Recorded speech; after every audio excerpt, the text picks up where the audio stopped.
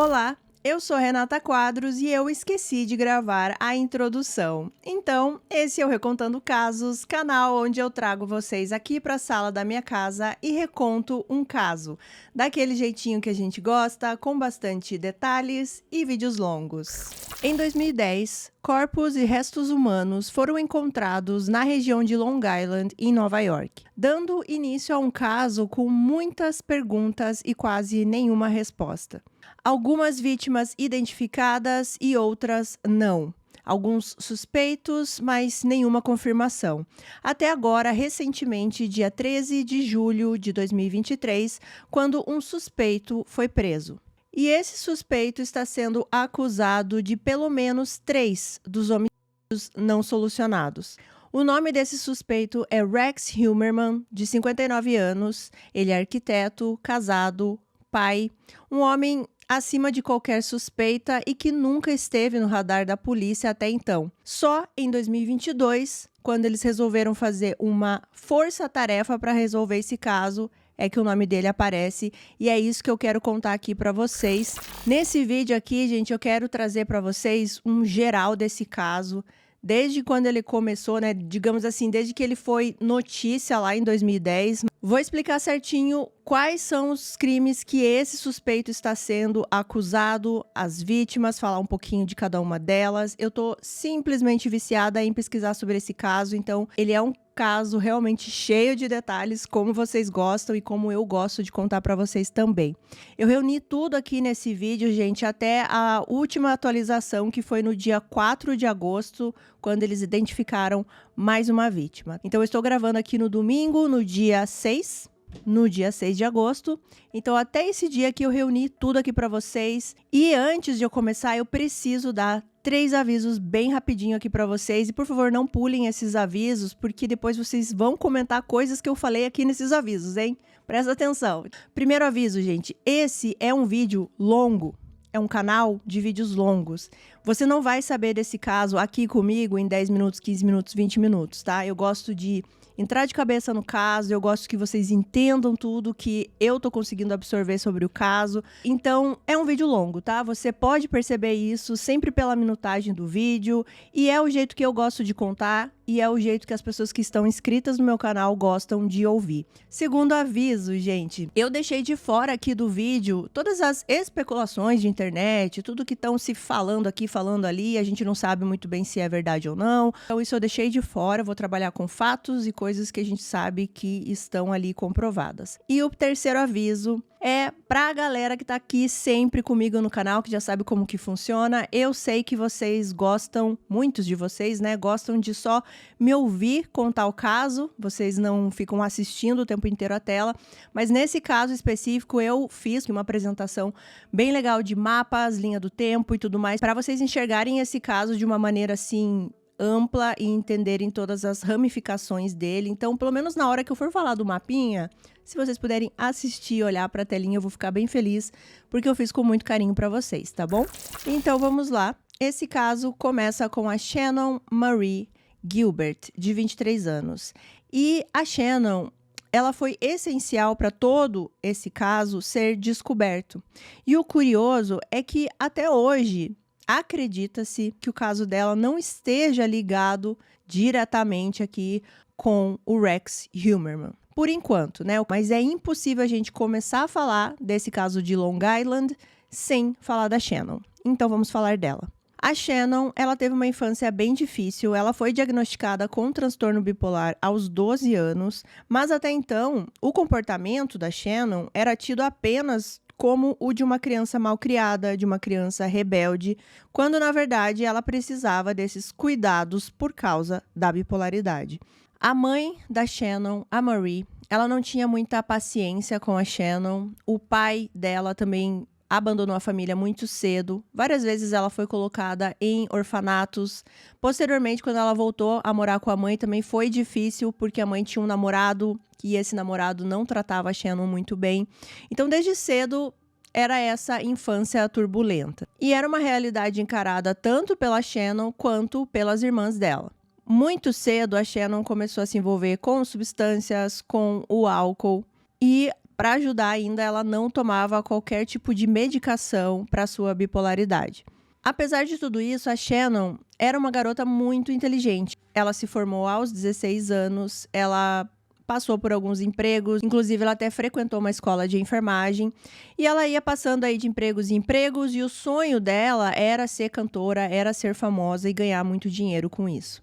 Ela estava morando em Nova Jersey, e para ela conseguir ganhar um pouco mais de dinheiro, ela decidiu se inscrever numa agência de acompanhantes. Logo que ela entra nessa agência, ela conhece um homem chamado Alex Dias, que acabou se tornando o seu namorado e também o seu motorista. Porque as acompanhantes, elas têm um motorista que leva elas até o encontro, digamos assim, e fica esperando, ou às vezes vai depois buscar, como uma forma aí de manter as meninas seguras, né? Que elas sempre chegassem acompanhadas e saíssem acompanhadas. Os dois, a Shannon e o Alex, eles sempre tiveram um relacionamento bem conturbado, violento. E assim, violento ao extremo, porque o Alex chegou a bater na Shannon tão forte no rosto que chegou a fraturar a mandíbula dela. Ela teve que fazer uma cirurgia para colocar uma placa de titânio para que pudesse fazer essa reconstrução da mandíbula. Mas mesmo assim, eles continuavam juntos. E esse comportamento violento também se dava aí aos dois estarem sempre usando substâncias, usando álcool. Então também não era um relacionamento aí muito saudável. Em algum momento, a Shannon, ela decide sair dessa agência de acompanhante e começar a anunciar por conta própria no Craigslist. O Craigslist, para você que acompanha o True Crime, você já deve saber o que é, mas caso tenha alguém que não saiba, é uma página onde você pode fazer qualquer tipo de anúncio, desde anúncio de vender e comprar coisas, ou oferecer algum tipo de serviço, uma pintura, um mecânico, algo do tipo, mas também tem toda essa parte aí sexual, né, das acompanhantes, pessoas oferecendo esse tipo de serviço. E é muito comum que as acompanhantes acabem anunciando nesse tipo de site, como a gente vai ver nesse caso aqui, porque daí elas conseguem, digamos, o dinheiro diretamente para elas, né? Elas não precisam passar por essa agência de acompanhantes. O dinheiro num todo vem para elas, elas não precisam pagar nenhuma porcentagem para ninguém. E essa era a ideia da Shannon aqui nesse momento, que era conseguir mais dinheiro, né?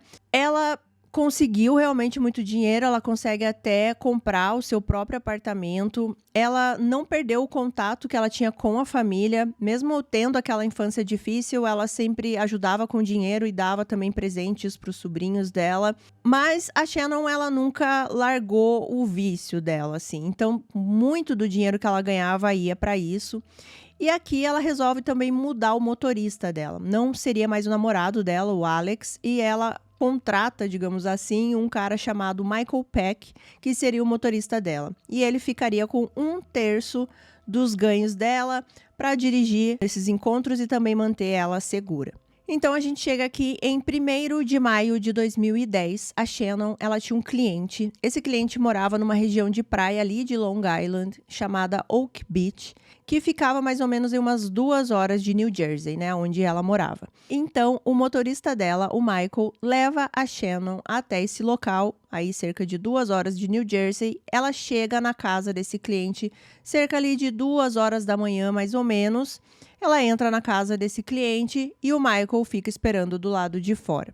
Já tinha se passado umas 3 horas mais ou menos que a Shannon estava com esse cliente e de repente o Michael escuta um barulho e ele percebe que o cliente da Shannon estava batendo na janela do carro dele. Esse cliente se chama Joseph Brewer.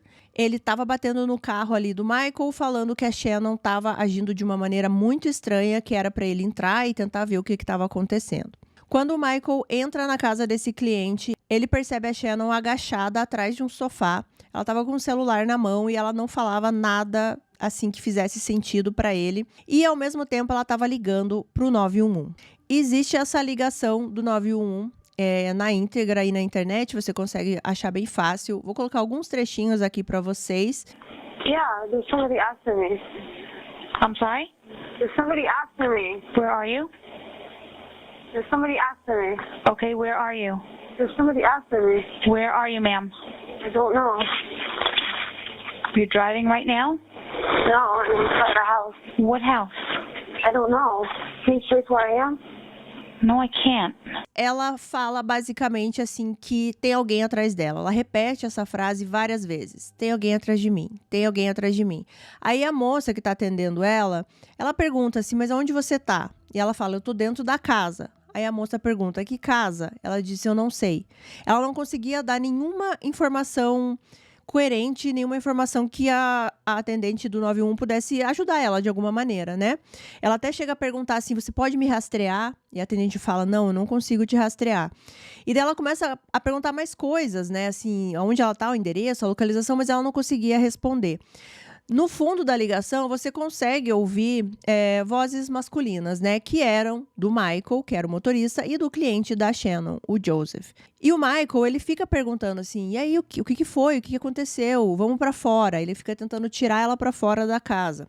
De início, o Michael, ele não conseguiu entender exatamente o que estava acontecendo, se a Shannon estava tendo algum tipo de surto, se ela estava drogada, ou se realmente o Joseph tinha feito alguma coisa contra ela.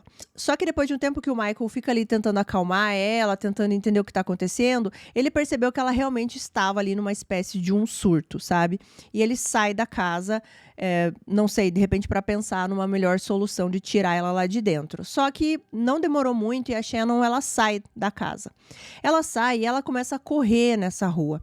Eu vou colocar imagens aqui para vocês no momento que eu vou falando, para vocês entenderem mais ou menos aonde ela estava correndo, tá? Era um condomínio fechado próximo à praia. Ela sai correndo nessa rua e ela começa a bater nas outras casas desse condomínio.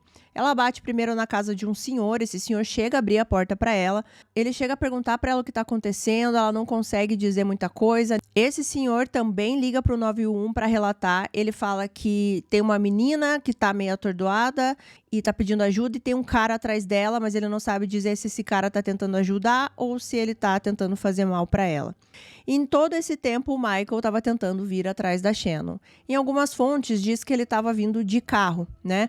Em outras fontes parece que ele estava a pé também atrás da Shannon. Ficou um pouco confuso para mim nessa parte. A Shannon acaba saindo da casa desse idoso e vai bater numa outra casa que tinha uma mulher. Essa mulher não abre a porta para Shannon, ao contrário do último, né? Ela fica assustada, ela também liga para o 91 falando a mesma situação, né? Descrevendo tudo o que estava acontecendo. E ela disse que não iria abrir a porta porque ela tinha uma senhora idosa dentro da casa e ela estava com medo. O que acontece depois é um pouco incerto, assim, porque a Shannon, ela sai em direção a lugar nenhum, porque ali não é um lugar, como vocês estão vendo no mapa, que tem muitas coisas, só tem uma região assim meio pantanosa, e ela sai correndo. É relatado que o Michael ficou tentando procurar a Shannon ali durante 1 hora, mais ou menos, e ele não consegue encontrar, então ele decide voltar para New Jersey, tendo na mente que de alguma forma a Shannon conseguiria voltar para casa, né? Eu não sei o que fez ele pensar dessa maneira, né? Tendo em vista o estado que a Shannon estava, né? Mas enfim, ele deixa essa região e volta para New Jersey. A polícia acaba chegando ali na região de Oak Beach, porque, claro, foram feitas 3 ligações, né? Uma da Shannon e os outros 2 moradores que foram abordados ali por ela nas casas. Mas a polícia ali naquele momento não consegue encontrar nada, a não ser algumas pegadas que levavam para essa região pantanosa ali, né? Que existia perto desse condomínio. Fora isso, eles não encontraram nada. No dia seguinte, o namorado da Shannon, o Alex, ele sentiu falta da Shannon em casa, né? Então, ele começou primeiro a ligar para os familiares da Shannon para saber onde ela estava, se eles sabiam de algo, ninguém sabia dela. Ele vai conversar com o Michael, então, e o Michael acaba contando tudo o que aconteceu na noite anterior. E percebendo que a Shannon poderia estar em perigo, eles ligam para a polícia e fazem ali o registro de pessoa desaparecida. O Michael foi interrogado pela polícia, o Joseph, que era o cliente, né, da Shannon, também. A casa do Joseph foi revistada, o carro do Michael também. Eles fizeram um polígrafo e a polícia não encontrava nada. Eles tentaram rastrear aquela ligação que a Shannon fez, mas não conseguiram muita coisa. Aquela ligação que a Shannon fez para o 91, eu esqueci de mencionar, que ela começa ligando ali na casa, né, do cliente dela, e todo esse trajeto que ela sai correndo, bate na primeira casa, bate na segunda casa, ela ainda estava na ligação de 91, não tinha caído, né? Mas na maior parte dessa ligação, a Shannon não fala muita coisa, você só escuta a movimentação. E em certo momento essa ligação cai. Então eles tentam rastrear essa ligação, mas eles não encontram nada significativo, né? Nada que desse uma ideia para onde a Shannon tinha ido.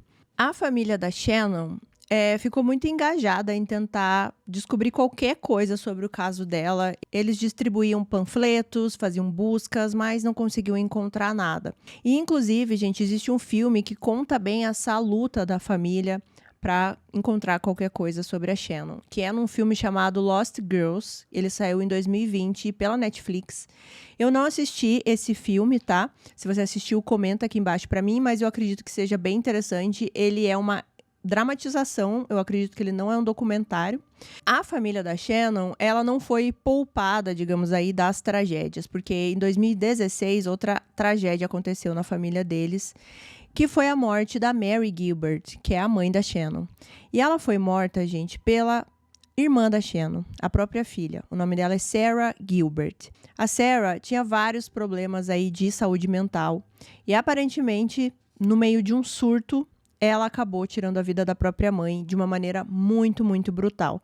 Foi uma notícia, assim, que chocou todo mundo que conhecia o caso, né? Porque a mãe da Shannon sempre esteve muito engajada nesse caso da filha. Mesmo que lá atrás, como eu contei para vocês, ela foi uma mãe um pouco impaciente na infância da Shannon e tudo mais. Agora, aqui nesse momento, ela estava 100% do lado da filha e de tentar encontrar o que tinha acontecido com ela. Então, foi uma notícia bem chocante. E o caso da Shannon, ele daria um vídeo só dela, tá? Só do caso dela, de todas as inconsistências que existem, os mistérios, a investigação, os suspeitos que apareceram. Tudo, assim, ao redor do caso da Shannon é muito enigmático. E eu posso até fazer um vídeo sobre o caso dela, e vocês ainda vão saber mais coisas sobre ela aqui no vídeo. Acredita-se que ela não está ligada diretamente com os casos de Long Island, pelo menos até agora. Ela está ligada nesse sentido que, por causa dela, os casos de Long Island foram descobertos, tá? Eu já vou explicar para vocês. Mas eu precisei dar essa introdução aqui sobre a vida da Shannon e o que aconteceu com ela, como foi o desaparecimento dela e o passado um pouco dela, né? Porque eu fiz um resumo aqui para a gente entender como surgiu esse caso, porque realmente ela é essencial. Então, voltando aqui para a linha do tempo, a Shannon já está desaparecida aí há alguns meses. A polícia, nessa altura, não acreditava que iria encontrá-la viva, mas eles continuavam com algumas buscas. E uma das pessoas que estavam participando dessas buscas era o detetive John Malia. Ele tinha um cachorro, um pastor alemão chamado Blue, e ele fazia aí essas buscas na região ali de Oak Beach. Ele já tinha feito algumas vezes essa região com esse cachorro, até porque ele treinava esse cachorro, né? Ao mesmo tempo que ele estava ali fazendo a busca, que era algo importante, ele treinava o seu cachorro. Eles já tinham andado pelaquela região algumas vezes, e no dia 11 de dezembro de 2010, eles estavam fazendo essa busca quando eles sentem ali um cheiro característico, né? O cachorro vai indo em sentido aí a esse cheiro e eles encontram o corpo de uma mulher todo enrolado numa espécie assim de um tecido de estopa. Lá nas matérias, gente, dos Estados Unidos, a gente vê eles falando burlap sack, que seria um saco de estopa, e o burlap netting. O burlap netting seria, eu vou colocar uma foto aqui para vocês, mas seria esse tipo de tecido que parece uma estopa, mas ele tem essa estampa aí de camuflagem, né? Esse camuflado aí com essas cores, ou seja, era algo ali realmente para confundir, né? Para não ser encontrado. Eles encontram esse corpo nesse dia. Esse corpo é levado para fazer exames, para tentar qualquer identificação. Bem no início, quando esse corpo é encontrado, claro, várias notícias começaram a circular falando que tinham encontrado o corpo da Shannon Gilbert, mas já nos primeiros exames ali, eles puderam verificar que não era a Shannon. Vocês lembram que eu falei que a Shannon, ela tinha uma placa de titânio na mandíbula, e isso seria facilmente identificado. Esse corpo que foi encontrado não tinha, né, essa placa na mandíbula. Então, já de cara, eles descartaram que era a Shannon. 2 dias depois que eles acham esse primeiro corpo, eles voltam a fazer mais buscas na região. E eles encontram, gente, mais 3 corpos nesse dia. E esses corpos, eles estavam todos próximos uns aos outros, tá? Eram distâncias pequenas e até meio que alinhados, a gente pode dizer, ali na mesma região. Depois de feitas ali as primeiras avaliações nesses corpos, os primeiros exames, eles conseguiram determinar algumas semelhanças. Todas eram mulheres, todas tinham ali a altura mais ou menos em volta de 1,5 m, 1,55 m. Das 4 vítimas ali, 3 estavam envoltas nesse tecido que eu falei para vocês, nesse saco de estopa camuflado. Uma não estava e acreditava-se que essa que não estava com o saco era a que estava ali há mais tempo, tá? A que tinha morrido há mais tempo.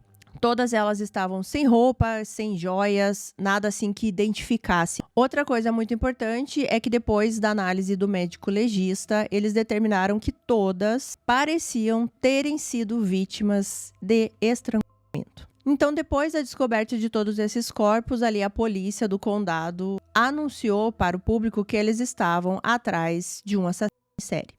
Com o passar dos dias, essas 4 mulheres foram identificadas e eu vou contar aqui para vocês na ordem que a polícia posteriormente conseguiu verificar, que foi a ordem que elas foram descartadas naquele local. Então, a primeira vítima foi uma mulher chamada Maureen Brainard Barnes, de 25 anos. Ela foi a única que não estava com aquele pano, aquele tecido de estopa camuflado. Ela nasceu dia 14 de julho de 82, ela era mãe de 2 filhos, ela foi mãe bem nova, com 17 anos. Ela chegou a ter alguns trabalhos como croupier, que é aquela pessoa que dá as cartas nos cassinos, e também como operadora de telemarketing.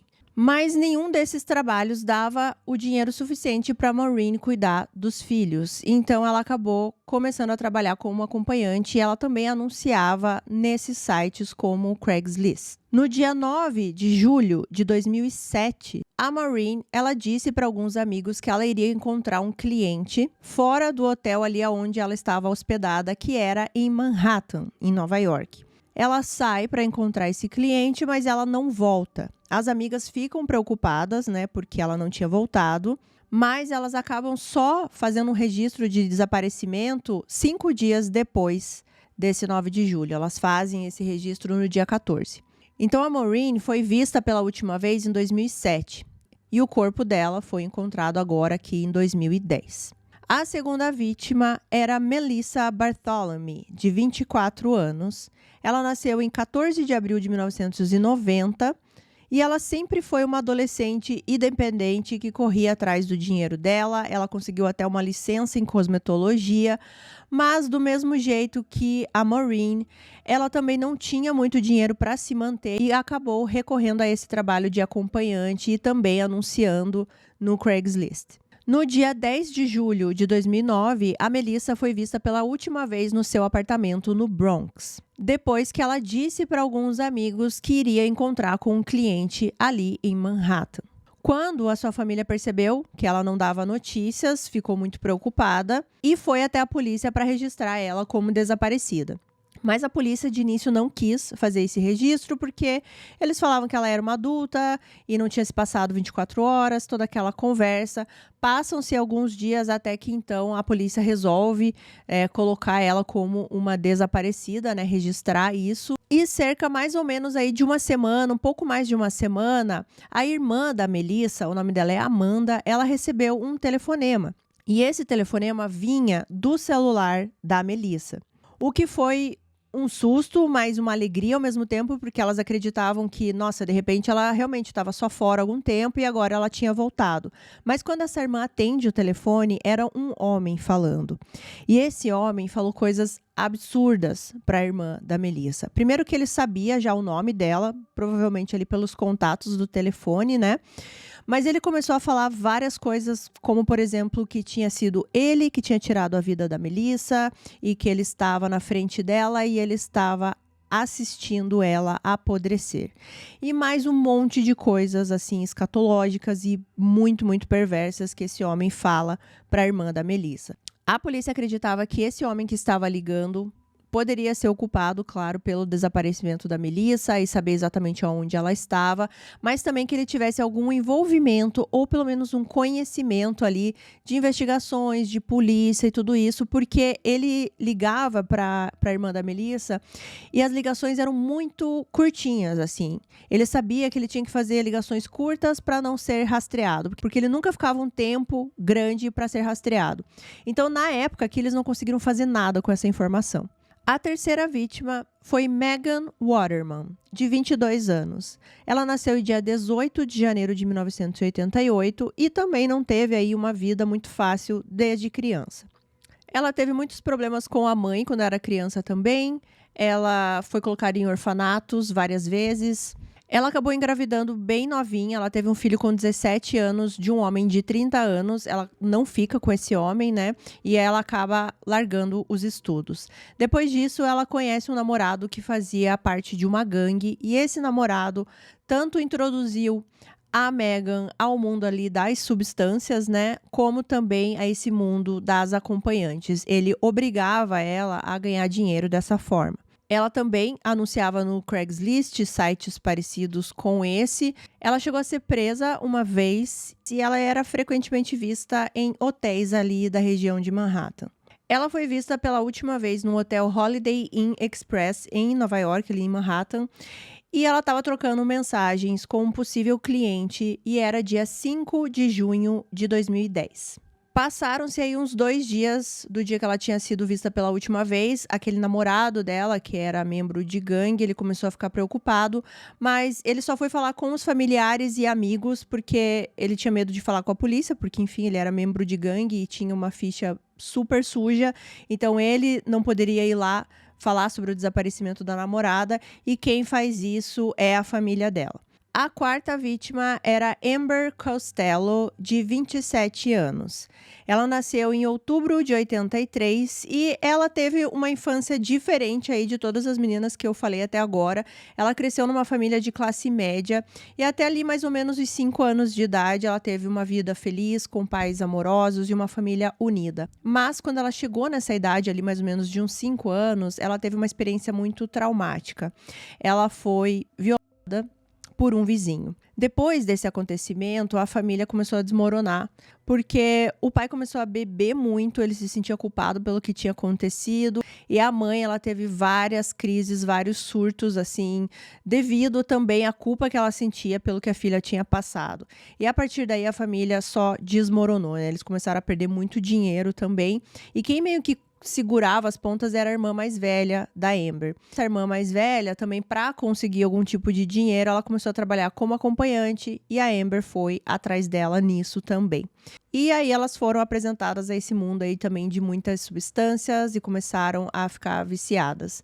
Em algum momento, essa irmã mais velha da Amber sai dessa vida, acaba se casando com um cara legal e vai viver a vida dela. A Amber continua durante um período, porém, depois ela acaba saindo também. Ela conhece um homem, ela se casa, inclusive ela chega até a adotar o filho desse homem, já que ela não poderia ter filhos devido ao que aconteceu com ela na infância, para vocês verem como foi violento, né?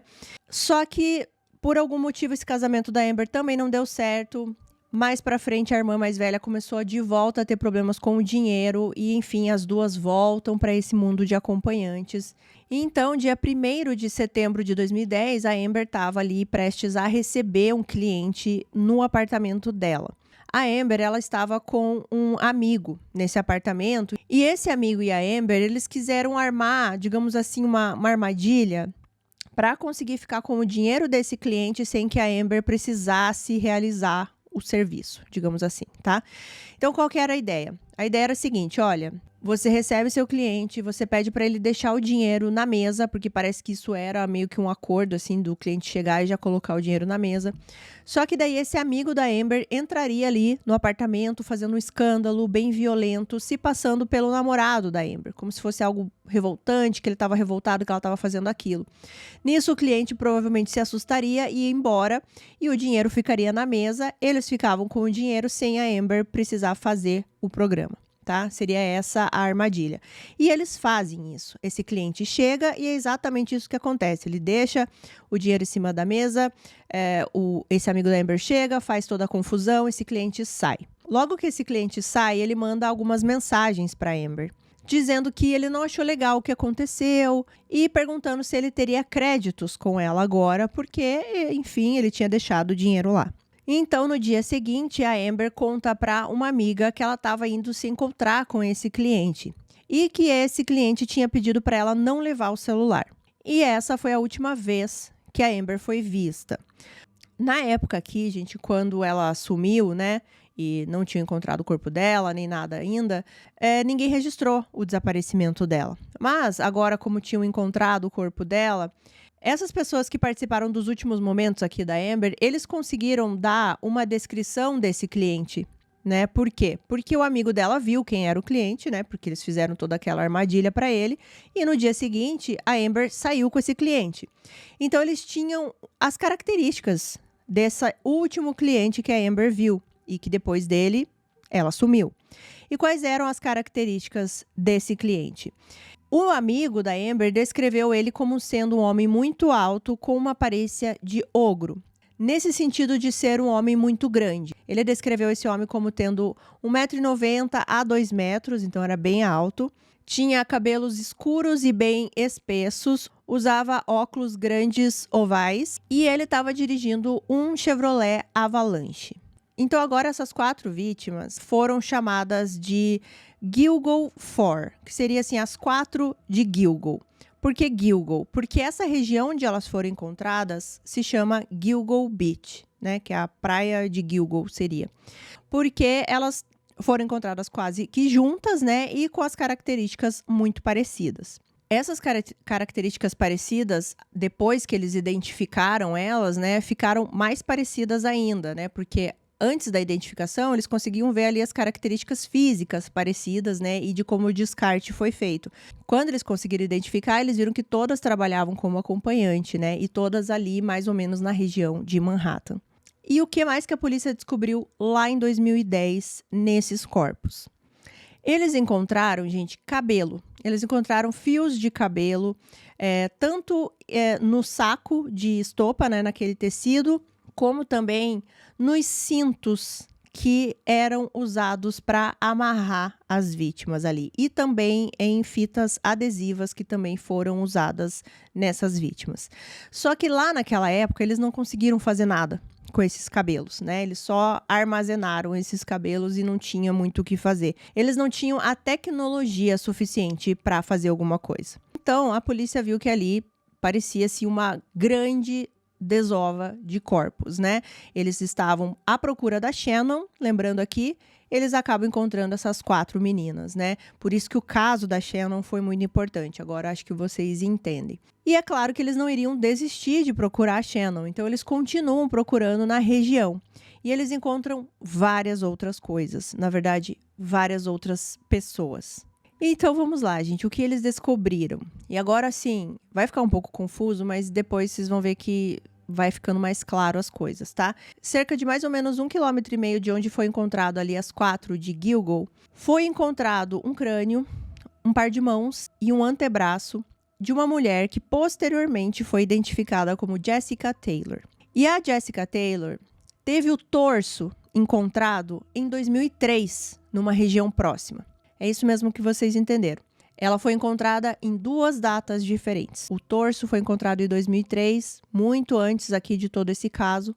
E eles conseguiram identificar que essa mão, esse crânio e esse antebraço pertenciam àquele torso encontrado em 2003. Em 4 de abril de 2011, a polícia conseguiu encontrar mais 3 conjuntos de restos mortais. Vamos lá. O primeiro pertencia a um homem asiático não identificado que estava vestindo roupas femininas. A causa da morte dele foi determinada como trauma contundente e acredita-se que ele já estava morto entre 5 e 10 anos. Um crânio e outro par de mãos foram identificados como pertencentes a uma mulher chamada Valerie Mack, cujo o torso também tinha sido encontrado no ano de 2000. Ou seja, a Valerie Mack, mesmo caso da Jessica Taylor. Elas foram encontradas primeiro em uma outra região, muito antes, no caso da Valerie Mack, aqui, anos 2000, né? E agora, aqui onde eles estavam descobrindo todos esses restos humanos, eles encontram outras partes do corpo da Valerie Mack. Foi encontrado também uma criança do sexo feminino, não identificada, e ela estava envolta num cobertor e tinha sinais claros de trauma. Como ela não foi identificada, ela foi chamada de Baby Doe. Para quem não sabe, gente, quando a vítima não é identificada, eles sempre chamam de, quando é homem, John Doe, quando é mulher é Jane Doe e quando é criança, Baby Doe ou algo parecido, que é o caso dessa criança aqui, porque ela não foi identificada até hoje. Acredita-se que essa criança ali tinha entre 1 ano e meio a 2 anos quando ela foi morta. Dia 11 de abril de 2011, outro conjunto, digamos assim, de restos mortais foi encontrado. Eram membros superiores e inferiores, tá? Que foram encontrados numa praia próxima ali à praia de Gilgal. Eles conseguiram determinar, através do DNA, que a pessoa dona desses membros era a mãe do Baby Doe, que foi encontrado um pouquinho antes dela. E eles conseguiram determinar também que esses restos mortais pertenciam a um torso encontrado em 1997, numa outra região próxima. Mesmo caso aqui das outras duas meninas que eu falei para vocês, só que esse ainda é mais antigo. Ou seja, em 97 eles encontraram um torso, que agora, aqui em 2011, encontrando esses restos mortais em toda essa região de Long Island, eles conseguiram ver que era da mesma pessoa e, inclusive, que essa pessoa tinha uma filha que também foi encontrada na praia. Vocês estão entendendo a dimensão desse caso, gente? Essa vítima não foi identificada até hoje também, assim como o bebê. Mas, quando eles encontraram o torso lá em 97, eles conseguiram perceber que ela tinha uma tatuagem de pêssego na região do peitoral, assim, do seio. E aí eles chamam essa vítima de Peaches, e é assim que eu vou chamar ela aqui. Então, quando eles encontram esses restos mortais agora, aqui em 2011, eles falam que eles encontram outros restos mortais da Peaches, né? Porque eles já tinham esse apelido para ela desde 97. E no mesmo dia que eles encontram esses restos mortais da Peaches, bem próximo ali na mesma região, eles encontram um crânio. E através de identificações também, eles percebem que esse crânio pertencia a um corpo encontrado numa outra região próxima em 1996. Essa vítima aqui, na época, ela foi chamada de Jane Doe 7, mas isso aqui vai mudar porque ela está entre as descobertas desse caso agora recentes, tá? Mas por enquanto vamos deixar assim. E essa foi a última descoberta aí de todos esses restos mortais e corpos encontrados desde que a Shannon Gilbert sumiu. Foi por causa dela que essas buscas começaram ali nessa região. E já vou fazer um comentário aqui que eu ia fazer mais pra frente, provavelmente eu farei de novo. A gente fica falando aqui Oak Beach, Gilgal Beach, e a gente tem na mente aqui que é uma praia meio que as nossas praias aqui do Brasil, gente. Não é, tá? Não é uma praia que você vai encontrar as pessoas andando, caminhando, fazendo exercícios, tomando sol, não.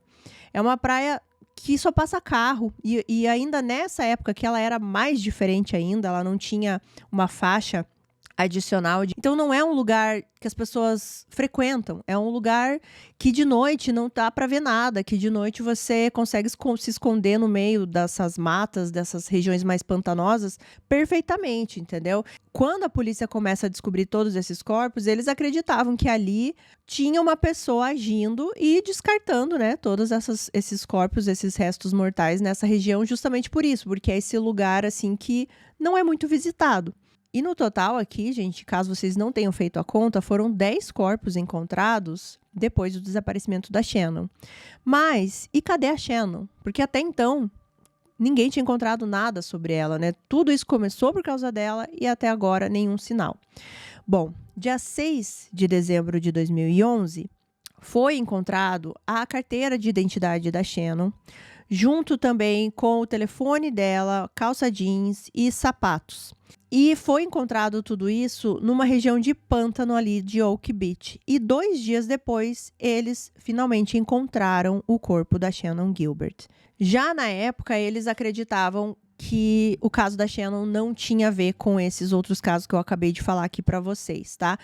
Eles acreditavam que ela teve aí um uso muito intenso de drogas, acabou alucinando, acabou entrando num surto, num delírio e acabou se afogando nessa região pantanosa.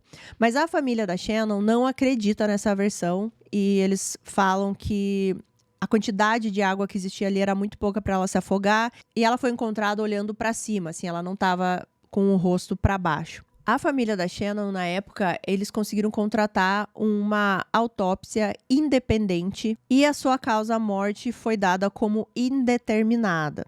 Mas observou-se que, devido a um osso quebrado que ela tinha na garganta, era provável que ela também poderia ter morrido de estrangulamento. Então, gente, o caso da Shannon é isso. É esse mistério, assim, que eu falei já no início para vocês. O corpo dela foi encontrado, se sabe o que ela fez nas últimas horas, mas não se sabe o que aconteceu com ela ali da hora que ela tá fugindo até a hora que ela foi encontrada no pântano, né?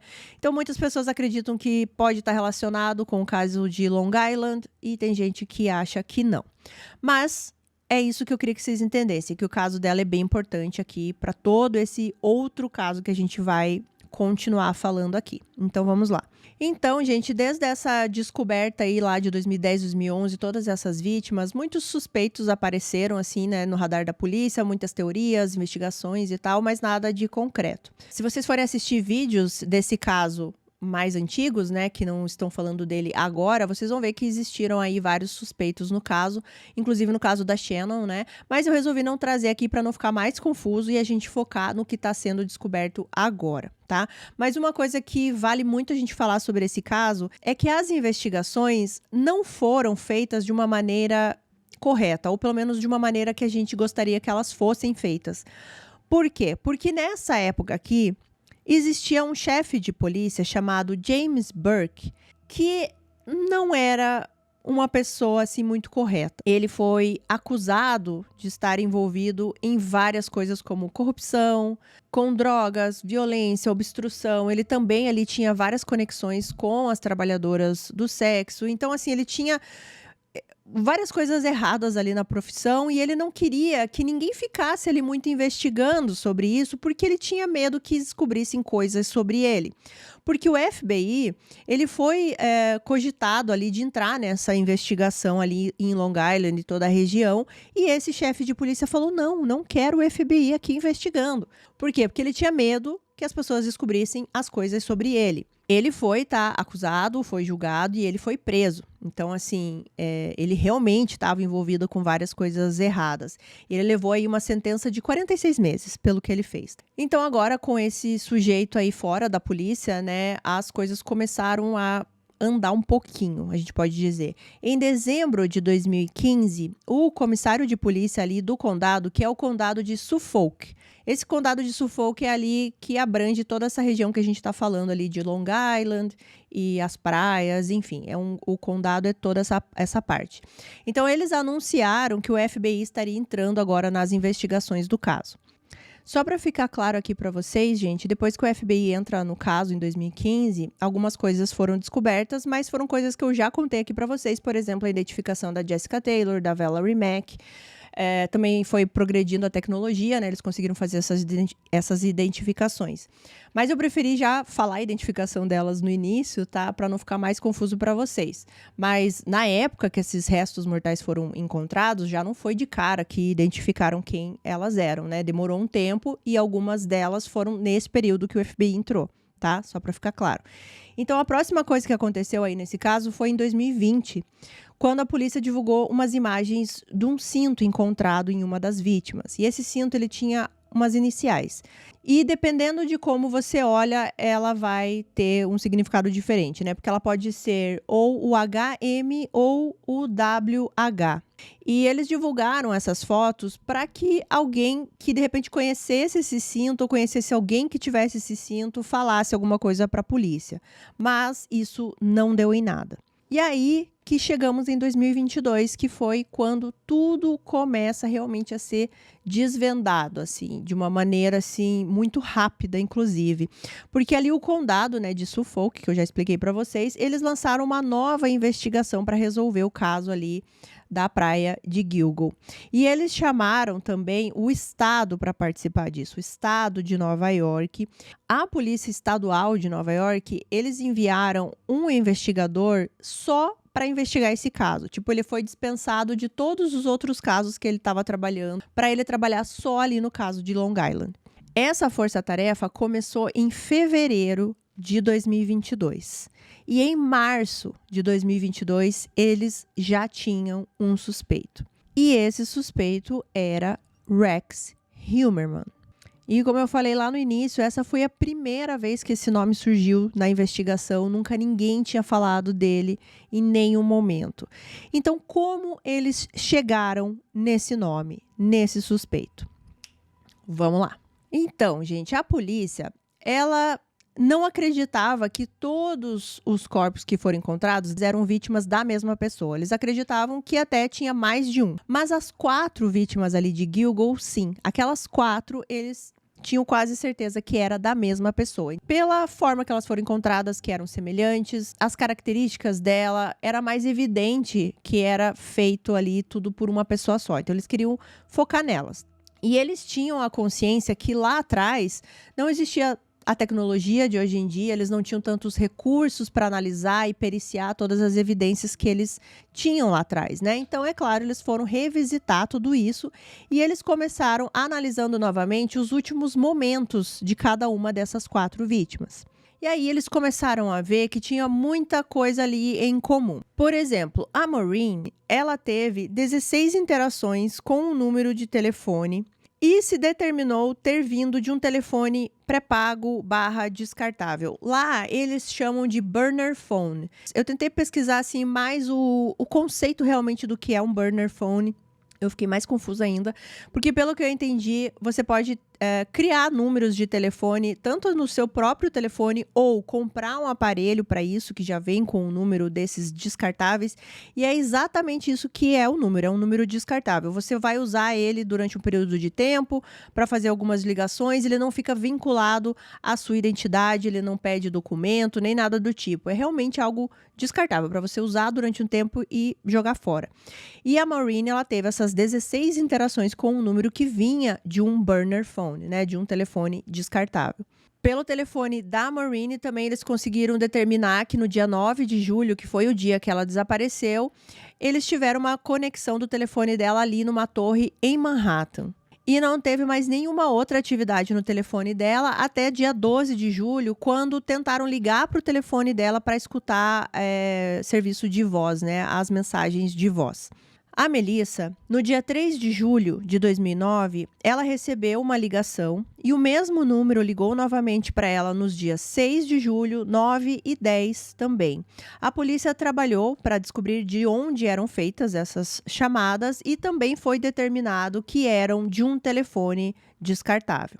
Lembrando aqui que a irmã da Melissa, a Amanda, foi a que recebeu aquelas mensagens do suposto criminoso, né? Falando que estava vendo a irmã dela apodrecer. Eles rastreiam essas ligações também. Eles conseguem também rastrear as ligações daquele telefone pré-pago, descartável, que ela estava conversando. E eles conseguiram entender mais ou menos uma localização da onde estavam sendo feitas essas ligações, que era ali na região de Manhattan e numa região perto de Gilgo Beach chamada Massapequa.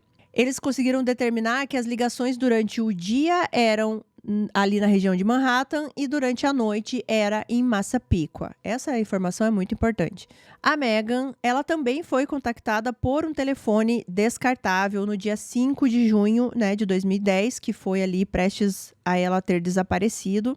E esse telefone descartável tinha sido ativado exatamente no dia que estava conversando com a Megan.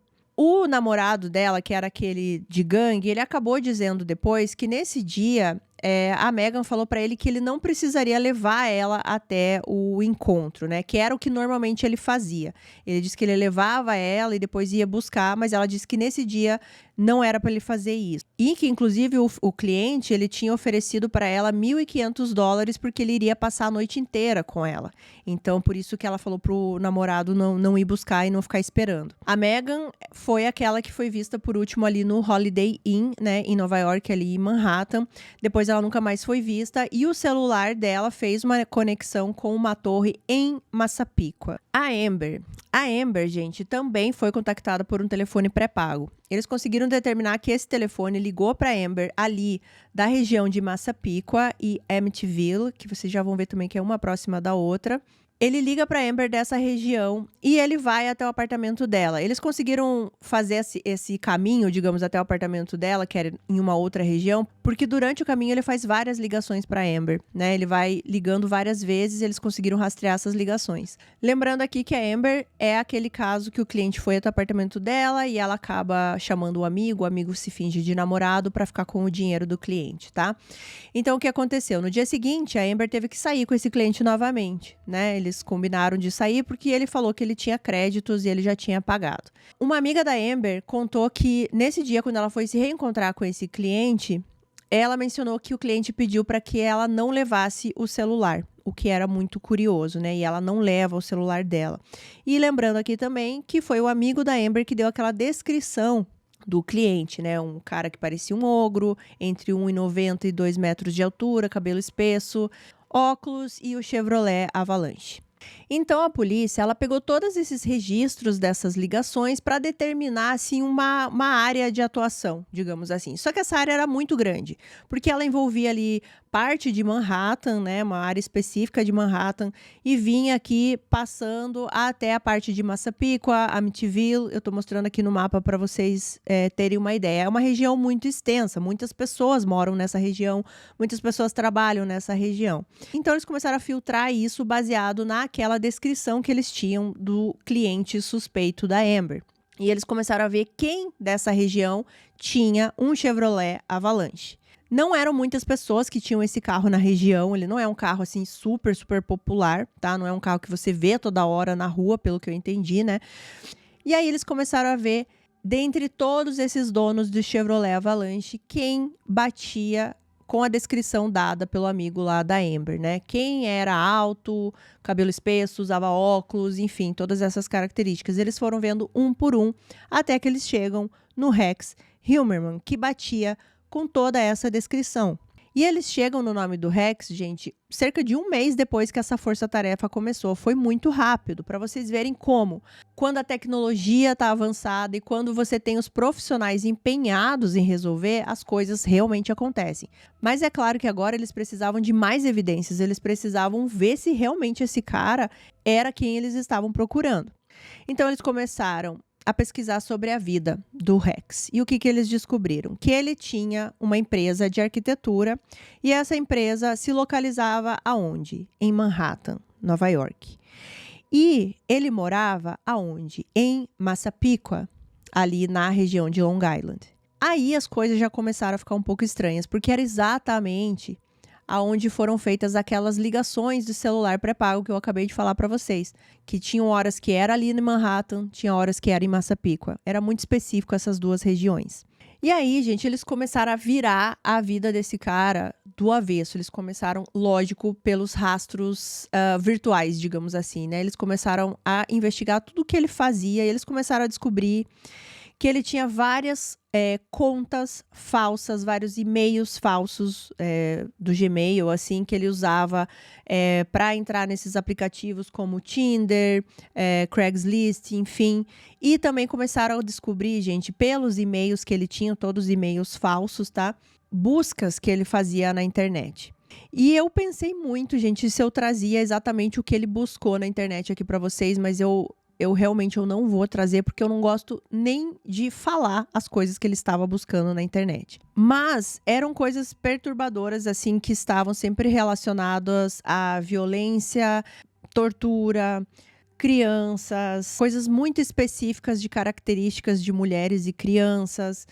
Enfim, gente, assim, eu nunca vi um treco tão perturbador, assim, de uma pessoa buscar na internet. E me deixa muito assustada de pensar que realmente existe esse conteúdo na internet, mas eu vou tentar deixar na descrição ou no comentário fixado aqui um link aonde vocês vão conseguir ver exatamente tudo que ele estava procurando na internet, caso vocês queiram. Mas assim, Não recomendo. E é claro que isso já levantou aí também várias bandeiras vermelhas, várias luzes vermelhas, tudo qualquer tipo de sinal pra cima do Rex, né? Porque a polícia ficou muito impressionada com esse, entre aspas, gosto particular do Rex. E que tinha muito a ver com o que eles encontraram nas vítimas. Eles conseguiram também, gente, rastrear o próprio celular do Rex, o dele mesmo, que ele usava assim normalmente na vida dele. E sabe o que eles conseguiram descobrir? Que várias vezes, vários momentos, o celular do Rex pessoal batia com os registros de localização dos celulares pré-pagos que eles estavam investigando. E eram esses celulares que eram utilizados para marcar esses encontros com as vítimas. Ou seja, para ficar mais claro, o Rex, ele estava ou no mesmo lugar em vários momentos do que o suspeito, que estava usando esse celular pré-pago, ou ele era o próprio suspeito. E eles foram capazes de determinar que a localização do celular pessoal do Rex era a mesma e também no mesmo tempo, no mesmo momento, que a localização do celular que foi usado para ameaçar a irmã da Melissa, né, a Amanda. Aquelas ligações perturbadoras, enfim, né? Eles estavam na mesma localização, no mesmo momento. E o que mais que a polícia começou a descobrir sobre o Rex? Eles descobriram que ele nasceu ali em Nova York e que ele morava na mesma casa que ele cresceu, assim, é a mesma casa desde sempre e que fica ali na região de Massapequa. Na escola, falavam que ele era um pouco estranho, um pouco quieto, mas ele acabou se formando e tendo bacharel em tecnologia arquitetônica pelo Instituto de Tecnologia de Nova York. O Rex, ele é casado, na verdade é o segundo casamento dele. O nome dela é Asa, ela veio da Islândia e ela já tinha um filho de um casamento anterior e eles dois tiveram uma menina. Eu não falarei muito da família do Rex, tá? Porque eu já vou mencionar aqui no vídeo, mas eles estão sofrendo muito com toda essa descoberta, tá? Principalmente os filhos. E então eu falei aqui só para vocês saberem o background dele, mas não vou ficar dando detalhes, nomes, enfim, a não ser da esposa, porque a esposa ela fala abertamente aí em várias notícias, enfim, eu já vou comentar aqui no vídeo. A polícia também procurou para ver se o Rex já tinha tido algum tipo de envolvimento com a polícia, algum crime, algo judicial, qualquer coisa do tipo. Eles encontraram que o Rex devia mais de $425 mil de impostos e que ele também já tinha movido 4 ações judiciais em Nova York ali contra motoristas que ele alegava que tinham batido em seu carro, causando graves e permanentes ferimentos. 3 desses casos foram liquidados ou descontinuados e o 4º caso ainda está em andamento. Ou seja, eram registros que nem se aproximavam do que ele estava sendo acusado aqui nesse momento. O Rex, ele tem uma empresa de arquitetura ali em Manhattan, fica na 5ª Avenida, essa empresa de arquitetura, e a filha dele trabalhava com ele lá.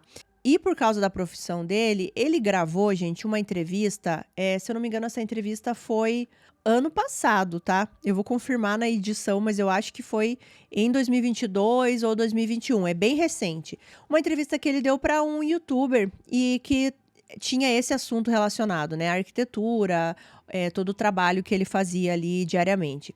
E nessa entrevista, ela está sendo vista e revista por todo mundo que está olhando esse caso, porque você quer encontrar no Rex ali, arquiteto, qualquer coisa que identifique que ele pode ser um...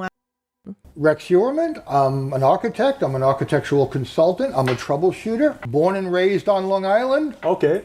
Been working in Manhattan since 1987. Oh, wow. Então tem várias coisas que ele fala nessa entrevista que as pessoas ficam falando, olha, ele disse isso é porque provavelmente ele estava pensando na vítima tal e não sei o quê.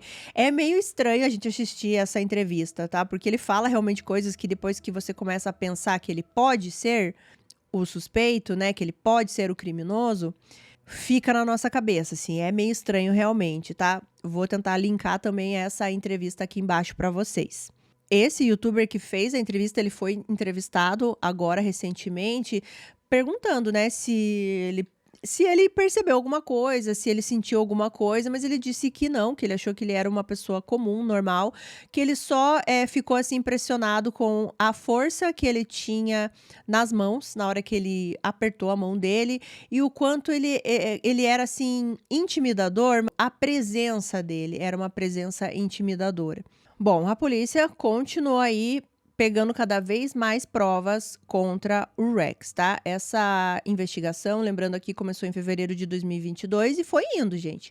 E foi indo, né? Mesmo que o nome do Rex apareceu lá no início, eles estavam o tempo inteiro deixando esse caso bem completo, né? Com mais evidências possíveis. Então, eles começam aí a revirar alguns lixos, né? A gente sabe que a polícia normalmente faz isso. Eles recuperam algumas garrafas plásticas do lixo ali da casa do Rex e também uma caixa de pizza que o Rex descartou num lixo ali em Manhattan quando ele saía do trabalho. Então, das garrafas de plástico que eles pegaram da casa, eles conseguiram o DNA da mulher do Rex. E da pizza, eles conseguiram o DNA do próprio Rex. Essa pizza aí tá ficando muito famosa porque todo mundo tá falando que ele foi pego por causa de um pedaço de pizza. Não foi só por causa de um pedaço de pizza, né, gente? Outras evidências também ajudaram nesse caso, mas a pizza é bastante mencionada. Então, depois que eles tinham o DNA dos dois, o que eles foram fazer? Comparar com aqueles cabelos encontrados lá atrás em 2010, que eu já mencionei aqui para vocês. Eles conseguiram determinar que alguns fios de cabelo encontrados nas vítimas eram da mulher do Rex e teve um outro fio de cabelo que era do próprio Rex. Vamos lá, vou explicar. Um cabelo teria sido encontrado na fivela daquele cinto que eles mostraram na TV, tá? Com as iniciais. E esse cinto, ele estava no corpo da Maureen Brainerd Barnes. 2 cabelos femininos foram encontrados no corpo da Megan Waterman, presos na fita adesiva que foi usada nela. Um fio de cabelo foi encontrado também numa fita adesiva e outro dentro daquele tecido de estopa usado no corpo da Amber Costello. E esses cabelos, os femininos, eram da mulher do Rex, a Asa, e o masculino era do próprio Rex. E eu sei que agora vocês devem estar pensando, então a mulher tem a ver, não sei o quê. Não, a polícia não acredita no envolvimento da mulher do Rex, tá? Ela não está sendo investigada, ela não é suspeita de nada. Por quê? Porque 3, eles não especificam quais, tá? Porque tem muitas coisas que ainda estão no ar, mas eles falaram que 3 das vítimas ali da época que elas sumiram, pelo menos 3 delas, a mulher do Rex nem estava na cidade. Tá? Ela ia viajar. Teve uma vez que ela estava na Islândia, que é de onde ela veio. Outra vez ela estava em outros lugares. Então, acredita-se que o Rex aproveitava essas oportunidades que ele estava sozinho na casa para cometer esses crimes. E, inclusive, até possivelmente pode ter levado essas mulheres para dentro da casa dele. E se você é mulher ou se você convive com uma mulher, você sabe que o cabelo da mulher está em todos os lugares da casa, a todos os momentos, assim. Então é muito fácil de explicar esse cabelo da Elsa nos corpos das meninas, tá? Porque se elas foram levadas para dentro da casa, se elas foram, tá, gente? Eu não tô falando que foram, se elas foram, elas podem ter, né, pegado esse cabelo por transferência, por encostar no chão, encostar em alguma coisa. Como eu falei aqui, alguns fios de cabelo foram encontrados no cinto que foi usado, então ele estava preso no cinto. E também do próprio suspeito aqui, né? Ele pode ter trazido esse cabelo da mulher dele até a cena do crime. Isso é uma coisa que pode muito facilmente acontecer. O que deve ter sido ainda mais devastador para a mulher dele, né? Descobrir que o cabelo dela estava no meio de tudo isso. Então, só para reforçar, gente, para a polícia, ninguém da família ali é suspeito. A polícia não acredita no envolvimento deles e eles acreditam que ninguém ali da família sabia dessa vida dupla do Rex. As pessoas mencionam assim, mas como que a mulher não sabia de tudo isso? Assim, talvez ela soubesse no sentido assim, ele deve ter um caso. Ele deve sair com alguma mulher, ele deve contratar profissionais do sexo, alguma coisa nesse sentido, assim, sabe? Ele deve me trair. Mas nada relacionado ao crime. Pelo menos até o momento, nada, gente, nada disso. Vamos aguardar aí o que vai vir pra frente, né? Mas por enquanto, ela não tá nem sendo investigada. Ela tá lá tentando voltar a vida dela ao normal e que tá bem difícil. Aí, gente, a polícia começou a perceber que as coisas estavam ficando um pouco perigosas, porque nesses rastreamentos aí das contas de e-mail do Rex, as buscas que ele estava fazendo na internet, eles começaram a perceber que o Rex estava buscando sobre o crime de Long Island. Eu vou falar aqui para vocês algumas dessas buscas que ele estava fazendo. Por exemplo, por que a polícia não conseguiu rastrear as ligações feitas pelo SK de Long Island? Por que o SK de Long Island não foi pego? Assassino de Long Island. Casos não resolvidos de SK. Os 5 mais importantes casos antigos e notórios da América. 11 assassinos de série atualmente ativos. Atualização do SK de Long Island. Atualização do SK de Long Island 2022. Eram buscas nesse sentido e ele também começou a buscar sobre as vítimas. Então, tinham buscas feitas com o nome das vítimas, também com o nome dos parentes das vítimas. Ele também buscava coisas como, por exemplo, nova tecnologia de telefone pode solucionar um caso? Aparentemente pode. A polícia estava preocupada, né? Porque além dessas buscas que ele estava fazendo, ele estava ali especulando e talvez até contratando de novo as acompanhantes. E aquelas contas de e-mail que eu já mencionei aqui para vocês, que eles estavam rastreando, ele ainda usava algumas delas, né? E uma delas específica já tinha sido usada naqueles celulares antigos lá, pré-pagos, que eu falei para vocês em 2010, 2011, quando as vítimas sumiram, tá? Essa conta de e-mail ele ainda estava usando. Eles já sabiam que essa conta de e-mail estava relacionada com aqueles celulares pré-pagos e daí eles encontram nessa conta de e-mail uma selfie do Rex, na verdade 2 selfies. Vou colocar aqui na tela para vocês verem. E essas selfies eram de agora. Então ligava mais ainda o Rex a essa conta de e-mail que era ligada àquele celular pré-pago que foi usado para falar com algumas das vítimas. Então, gente, agora ele estava mais ligado do que nunca em todas essas evidências. O Rex também foi visto em câmeras de segurança em lojas de celular, pagando por mais minutos que ele usaria em um celular pré-pago. Esse celular pré-pago ele usava com uma conta de e-mail no nome de Andy Roberts. E esse nome também ele usava em contas do Tinder e outros e-mails. Então, gente, vocês estão vendo que foi uma combinação de várias coisas, várias tecnologias, a tecnologia aí dos telefones, né, desses rastreamentos, da internet, lógico, do DNA, né, por causa do cabelo, enfim, tudo isso junto, a polícia acreditava que estava ali com o suspeito e eles resolvem prendê-lo justamente porque eles acreditavam que ele poderia agir novamente. Então, finalmente, com base em tudo isso que eu falei para vocês, o Rex Heuermann foi preso dia 13 de julho de 2023. Ele foi preso saindo do trabalho, tem imagens desse momento ali na Quinta Avenida, em Nova York. Dizem que ele foi revistado, né? A polícia revistou e conseguiu encontrar um dos celulares pré-pagos ali com ele, né? Ele estava guardando. E esse celular pré-pago era um dos que ele usava para pesquisar todas aquelas coisas absurdas que eu mencionei aqui para vocês, também coisas sobre o crime, tanto agora, recentemente, quanto lá atrás, assim. Então, ele já estava com esse celular pré-pago há algum tempo com ele. É claro que quando ele foi preso foi chocante ali para as pessoas que moravam próximos a ele. Alguns vizinhos deram entrevista, continuam dando entrevista também, falando que ele era um cara quieto, que era um cara que nunca teve problema, que era educado, assim, que via a família, mas que ali era um bairro também que ninguém se frequentava muito, né? Então o Rex foi acusado por 3 acusações de assassinato em primeiro grau e 3 acusações de assassinato em segundo grau, pelas mortes de Amber Costello, Melissa Bartholomew e Megan Waterman. O caso da Maureen Brainell Barnes ainda está em andamento e ele é o principal suspeito. A polícia acredita que ele também é o culpado pela morte da Maureen, mas eles estão trabalhando nas vítimas por enquanto que eles têm mais evidências. E como eu falei, tem muita coisa que não foi divulgado, tá? Tem muita coisa ainda em sigilo dessa investigação.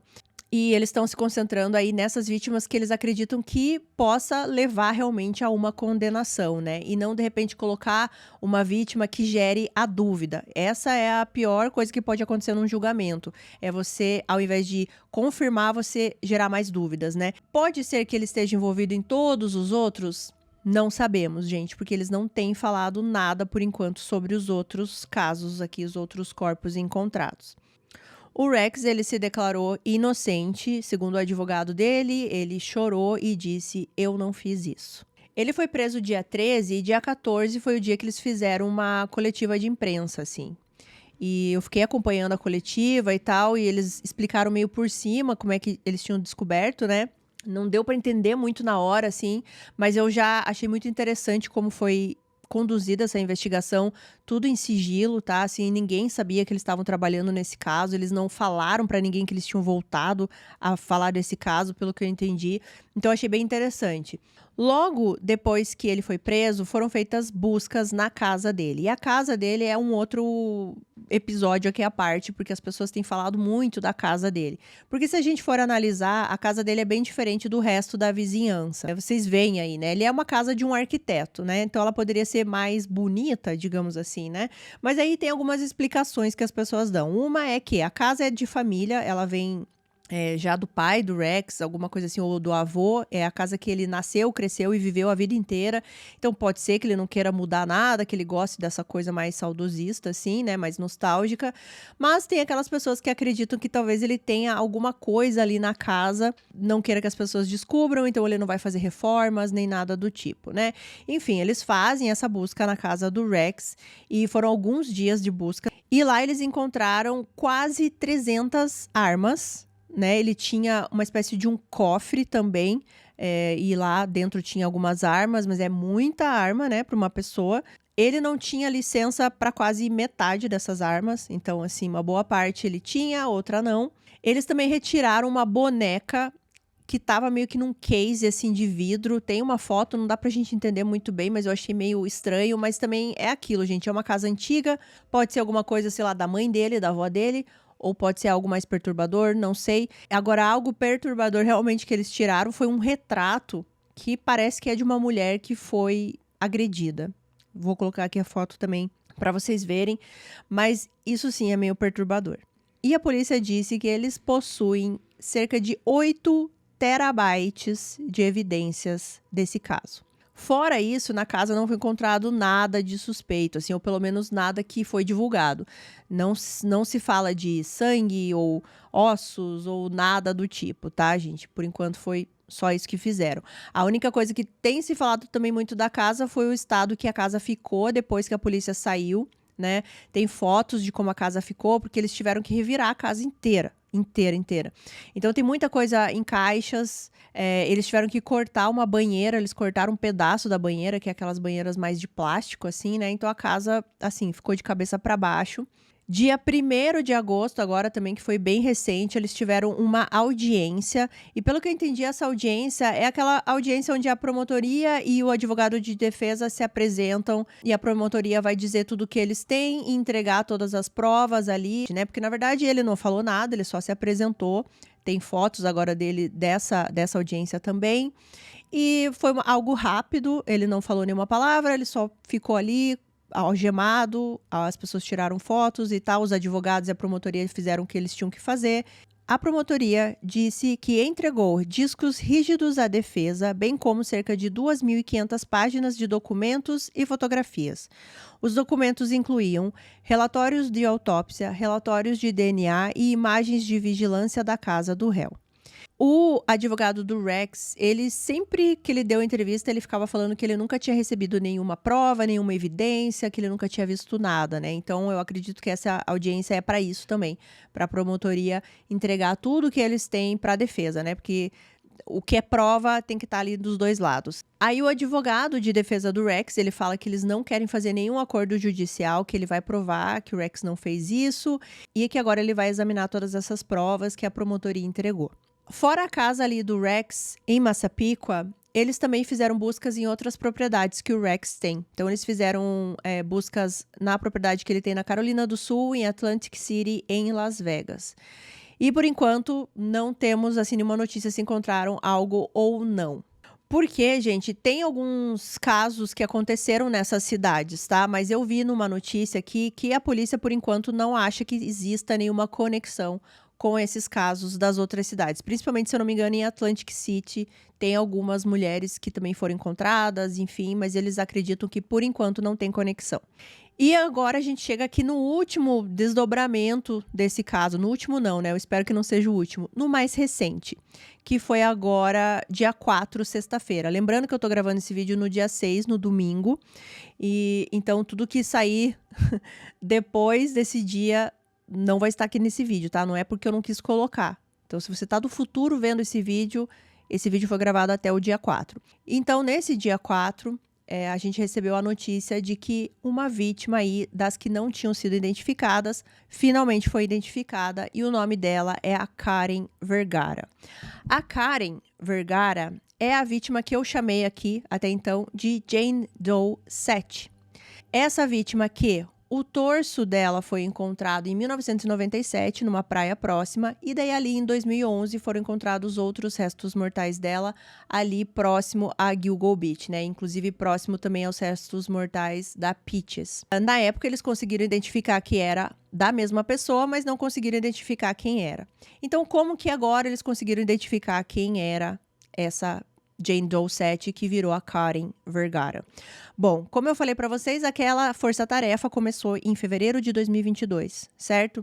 E essa força-tarefa, ela envolvia tudo, não só o suspeito, encontrar o suspeito, né? Tudo, eles têm que identificar as outras vítimas, eles querem encontrar o máximo de informações possíveis. E eles conseguiram, reavaliando aí esses restos mortais, DNA que foi colhido na época, enfim, através da nossa querida genealogia genética, eles identificaram a Karen em agosto de 2022, ou seja, um ano atrás, tá? Eles também contactaram alguns parentes, porque na genealogia, vocês já sabem, né? Eles vão pegando aí parentes próximos, que fazem parte da mesma árvore, enfim. Mas eles conseguem pegar ali um parente mais próximo dela, eles não falam exatamente quem é, né? Pra conseguir coletar um DNA para confirmar com certeza que aquele corpo era da Karen. E sim, né, foi confirmado. A Karen, quando ela sumiu, ela tinha 34 anos, ela já tinha tido 2 filhos, mas pelo que eu pude pesquisar, porque ainda as informações são um pouco escassas, né, sobre ela, pelo que eu pude pesquisar, esses filhos nunca ficaram com ela, eles foram colocados para adoção. E esses filhos, gente, agora que saiu o nome dela, eles não sabiam que a mãe biológica deles tinha sequer morrido, sequer desaparecido. Eles não sabiam nada sobre a mãe. E agora estavam descobrindo a história dela desse jeito, né? Com ela identificada na TV. A Karen, ela também trabalhava como acompanhante e também morava ali na região de Manhattan. E daí vocês vão me perguntar, nossa, eles identificaram em agosto do ano passado, por que só agora que eles falaram sobre ela? O promotor, chefe, que sempre tá falando nas coletivas, enfim, né, ele explicou. Ele falou que toda aquela força-tarefa, como eu já falei, era em sigilo, então isso também era sigiloso. E eles precisavam ter a certeza que eles estavam ali com o suspeito em mãos e prender esse suspeito, para daí começar a poder dar todas essas informações. Porque, pelo que eu entendi, por exemplo, se eles divulgassem que eles tinham identificado ela lá em agosto de 2022, talvez o Rex se sentisse ameaçado e talvez ele não escorregasse em várias coisas aí que ele escorregou e que facilitou para que a polícia pudesse prendê-lo, né? Então, era realmente em sigilo. E agora que eles já estavam com o suspeito preso, né? Já tinham feito todas as acusações, tudo certinho. A primeira coisa que eles fizeram aí, depois de tudo isso, foi avisar todo mundo que ela tinha sido identificada, inclusive os familiares. O que eu achei um pouco estranho, eu confesso, porque eles mencionam que eles contactaram familiares para fazer o DNA, né? Então, pelo que eu pude entender, eles contactaram para pedir o DNA, mas não responderam logo em seguida para esse familiar que tinha dado o match do DNA, né? Esse familiar também acho que acabou sabendo um ano depois. Só isso que eu achei um pouco estranho, mas enfim, foi essa a explicação que ele deu na coletiva. Eu vou trazer agora aqui para vocês o mapa que eu mencionei, mas eu quero dar os créditos aqui porque eu me inspirei num canal gringo, tá? Para fazer esse projetinho aqui no Google Earth para vocês. É um canal de True Crime que eu conheci recentemente, o nome do canal é Grizzly True Crime e a criadora de conteúdo desse canal, o nome dela é Gisela. Ela é escritora, ela já escreveu alguns livros sobre True Crime e ela vai fundo, gente, em todos os crimes, principalmente esses que estão acontecendo no momento, então eu quero indicar esse canal para vocês também. Eu gosto de sempre dar os créditos aqui de onde eu me inspiro para trazer as coisas para vocês. E eu achei muito legal, para esse caso, trazer esse mapa aqui, porque eu acredito que vocês vão agora entender tudo de uma maneira mais clara. Então, agora, gente, eu vou mostrar aqui o mapa que eu falei para vocês desde o começo, que eu fiquei trabalhando em cima desse mapinha um bom tempo, até para eu conseguir entender melhor toda essa história, porque são muitos nomes. E eu vou mostrar aqui para vocês, tá? Vou interagindo e mostrando aqui junto com vocês. Então, vamos lá. Essa aqui é a região que a gente vai trabalhar. Olha quantas coisinhas que temos aqui. Aqui está a região de Manhattan e aqui é a região de Long Island. Então, a gente vai começar aqui, eu quero mostrar primeiro alguns locais para vocês interessantes e depois a gente vai fazendo uma linha do tempo dos acontecimentos, realmente como eles aconteceram, tá? Não como eles foram descobertos, porque até agora no vídeo eu contei como eles foram descobertos, né? E agora eu vou contar como eles aconteceram. Mas antes disso, vamos visitar alguns lugares aqui para vocês verem. Começando aqui pela casa do Rex. Vocês estão vendo, a casa dele fica nessa região e aqui foram encontradas as vítimas, ó. Nessa região de praia aqui. Vamos olhar a casa do Rex aqui antes que o Google borre a casa dele, tá? Vamos chegar aqui porque provavelmente o Google vai borrar. Colocando o nosso homenzinho e vamos chegar na casa do Rex. E vocês vão perceber aqui, ó. A casa dele é essa aqui. Esse é o Chevrolet Avalanche, que eu mencionei aqui no vídeo algumas vezes, tá? É o carro dele que tá aqui, ó. Essa é a casa dele. Vocês veem que é uma casa simples, né? Não tem muita coisa aqui. E se a gente comparar com as outras casas aqui da região, a gente vê que é bem diferente, né? Então, ó, aqui é a casa dele, onde ele vivia aí a vida dele normalmente de um homem comum, que ia para o seu trabalho todos os dias. Então, aqui, ó. Aqui temos Massapequa, onde fica a casa do Rex. Aqui temos Gilgo Beach e outras praias aos arredores também, que a gente já vai falar. E aqui, mais pro ladinho, temos Manhattan. E aqui fica o escritório do Rex. E aqui eu tenho uma coisa interessante para mostrar para vocês. Esse aqui é o escritório do Rex, tá? Ele fica na Quinta Avenida. Vocês estão vendo o marcadorzinho aqui, né? O escritório do Rex está aqui. E aqui onde vocês estão vendo Hotel RQ, foi o hotel onde eu fiquei agora, em janeiro de 2023. Eu passei, acho que umas 2 semanas, talvez, um pouquinho menos, em Nova York. E eu fiquei nesse hotel. E o escritório dele é desse lado. Olha só, gente, é praticamente na mesma quadra. E provavelmente ele estava ali vivendo o seu dia a dia, porque aqui ele ainda não tinha sido preso, tá? Vamos olhar aqui o escritório do Rex. E eu tenho uma coisa também curiosa para mostrar para vocês. O prédio dele é esse aqui, ó. Ele tá até borrado já, porque o escritório dele ficava lá entre os últimos andares, tá? Mas é nessa portinha aqui. E aí, se a gente vier exatamente nesse cruzamento aqui, e a gente olhar para cá, e a gente der um zoom nesse carinha aqui, é o Rex.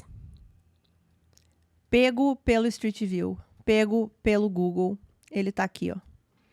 E se você vier um pouquinho mais para cá, desculpa eu mexer muito rápido, mas é só para agilizar, ele está aqui também.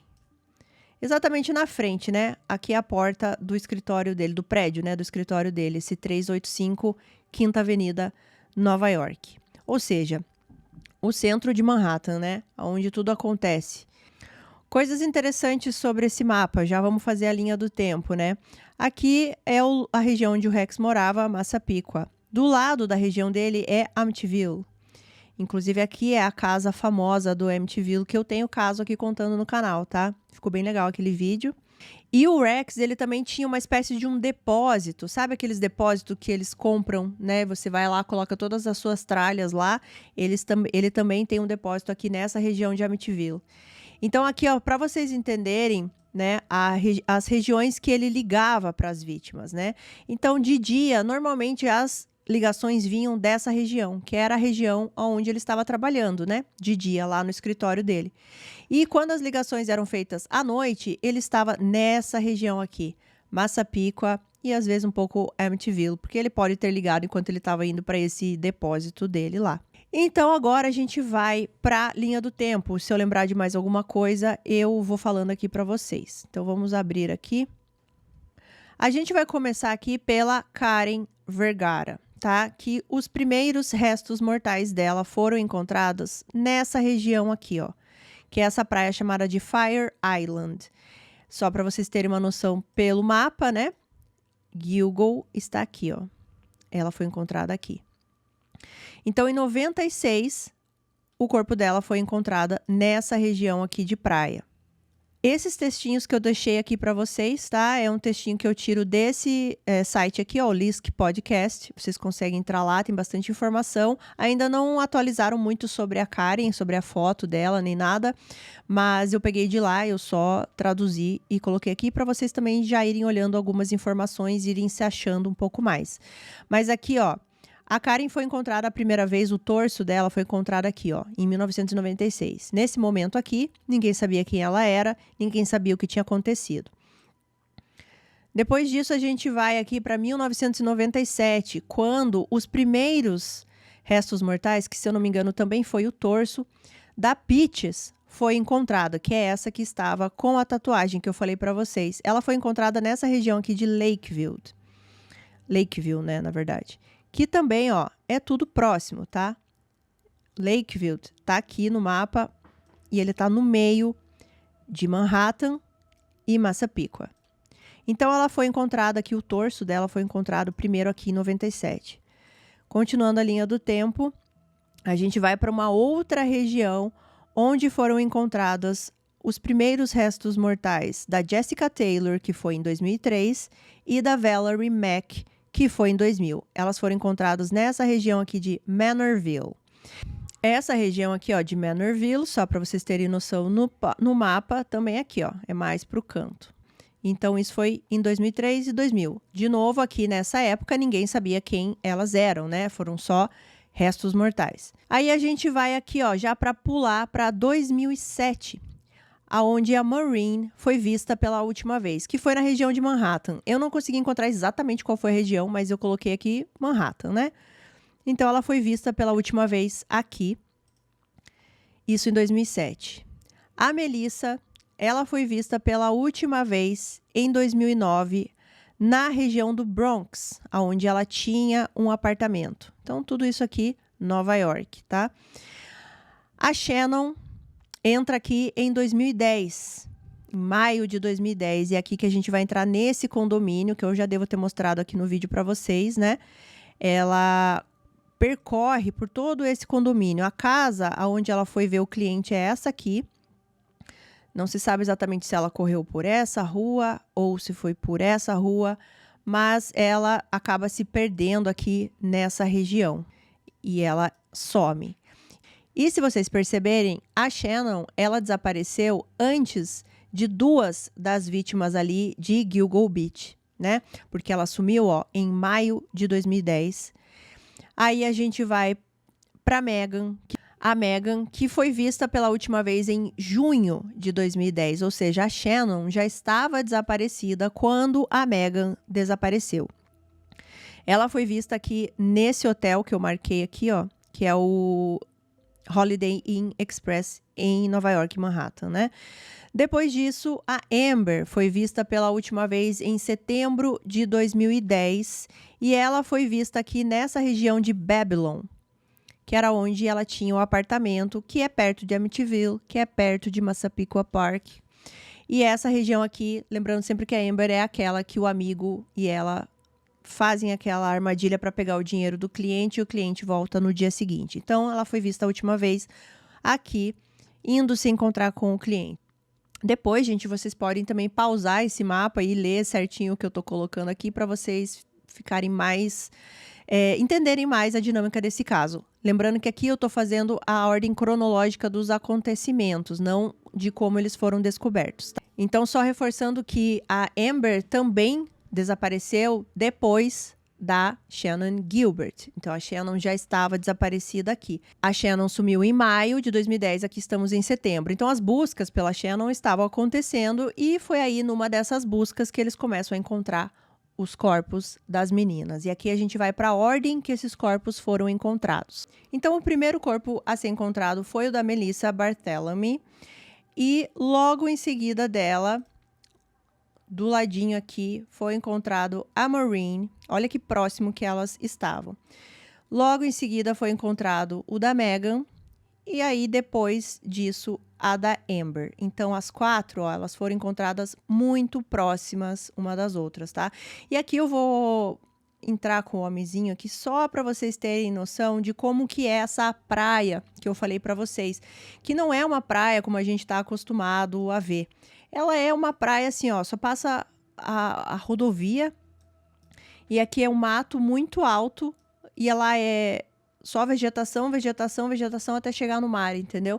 Não é uma praia assim frequentada por pessoas. Agora eles colocaram essa faixa adicional aqui. Na época isso não existia, essa vegetação vinha até essa parte daqui. Então é um lugar que à noite não tem luz nenhuma. Pelo menos na época não tinha luz nenhuma. Não sei se hoje fizeram alguma revitalização, mas pelo que eu tô vendo aqui não tem nenhum poste aqui. É as luzes dos carros, né?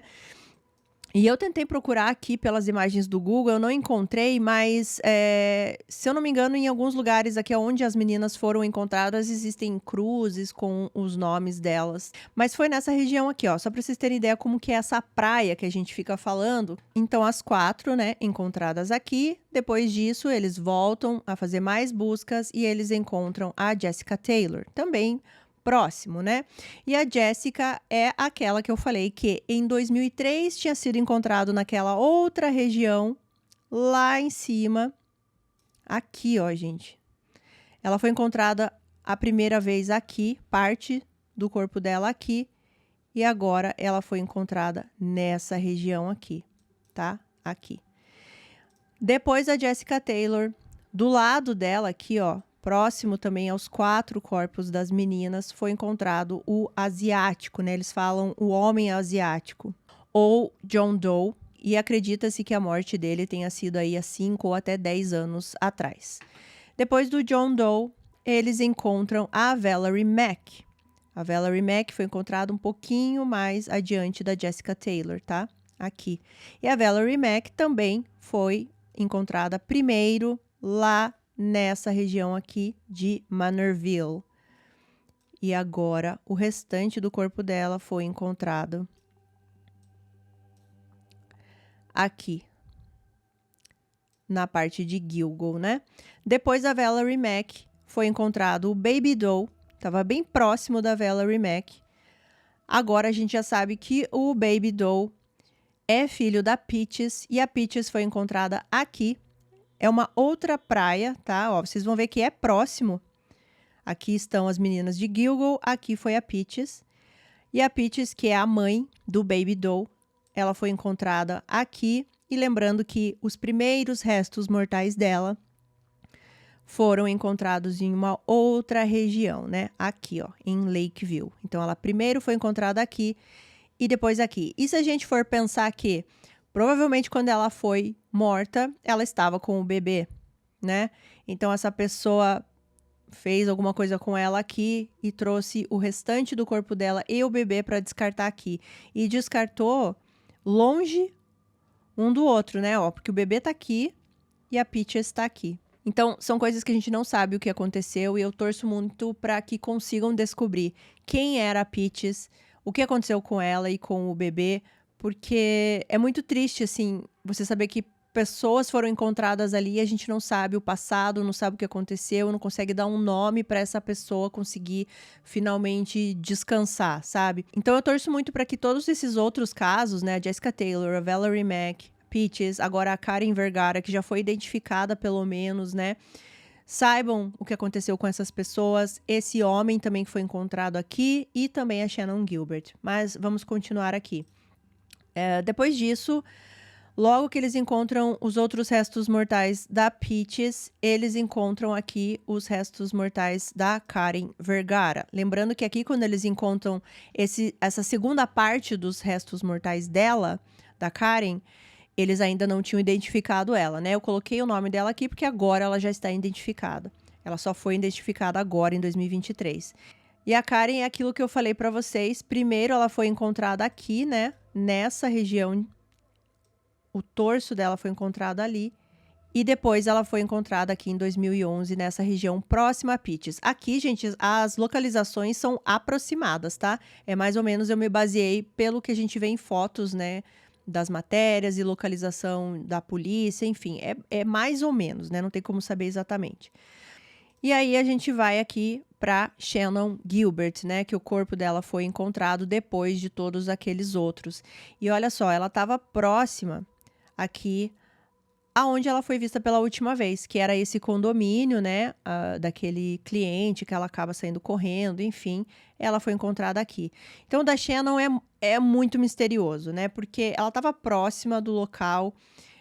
Eu fico pensando se ela sumiu por aqui, eu acredito que eles devam ter vasculhado isso aqui inteiro e não encontraram ela no primeiro momento, só encontraram meses depois. Eu não sei também em que condição que é essa vegetação na época, né? Porque se a gente arrastar para cá agora, a gente vai ver que é uma vegetação alta, né? E ela é aparentemente profunda, assim. Não é uma coisinha que a gente vai entrar e vai conseguir andar aqui. Eu acho que ela é bem baixa, assim. Então, e acho que, e com certeza antigamente deveria ser até mais alto, né? Eu não sei, mas o caso dela é muito misterioso, assim. Esse foi o mapa que eu queria mostrar para vocês entenderem a localização de tudo, mais ou menos a cronologia de como foi acontecendo.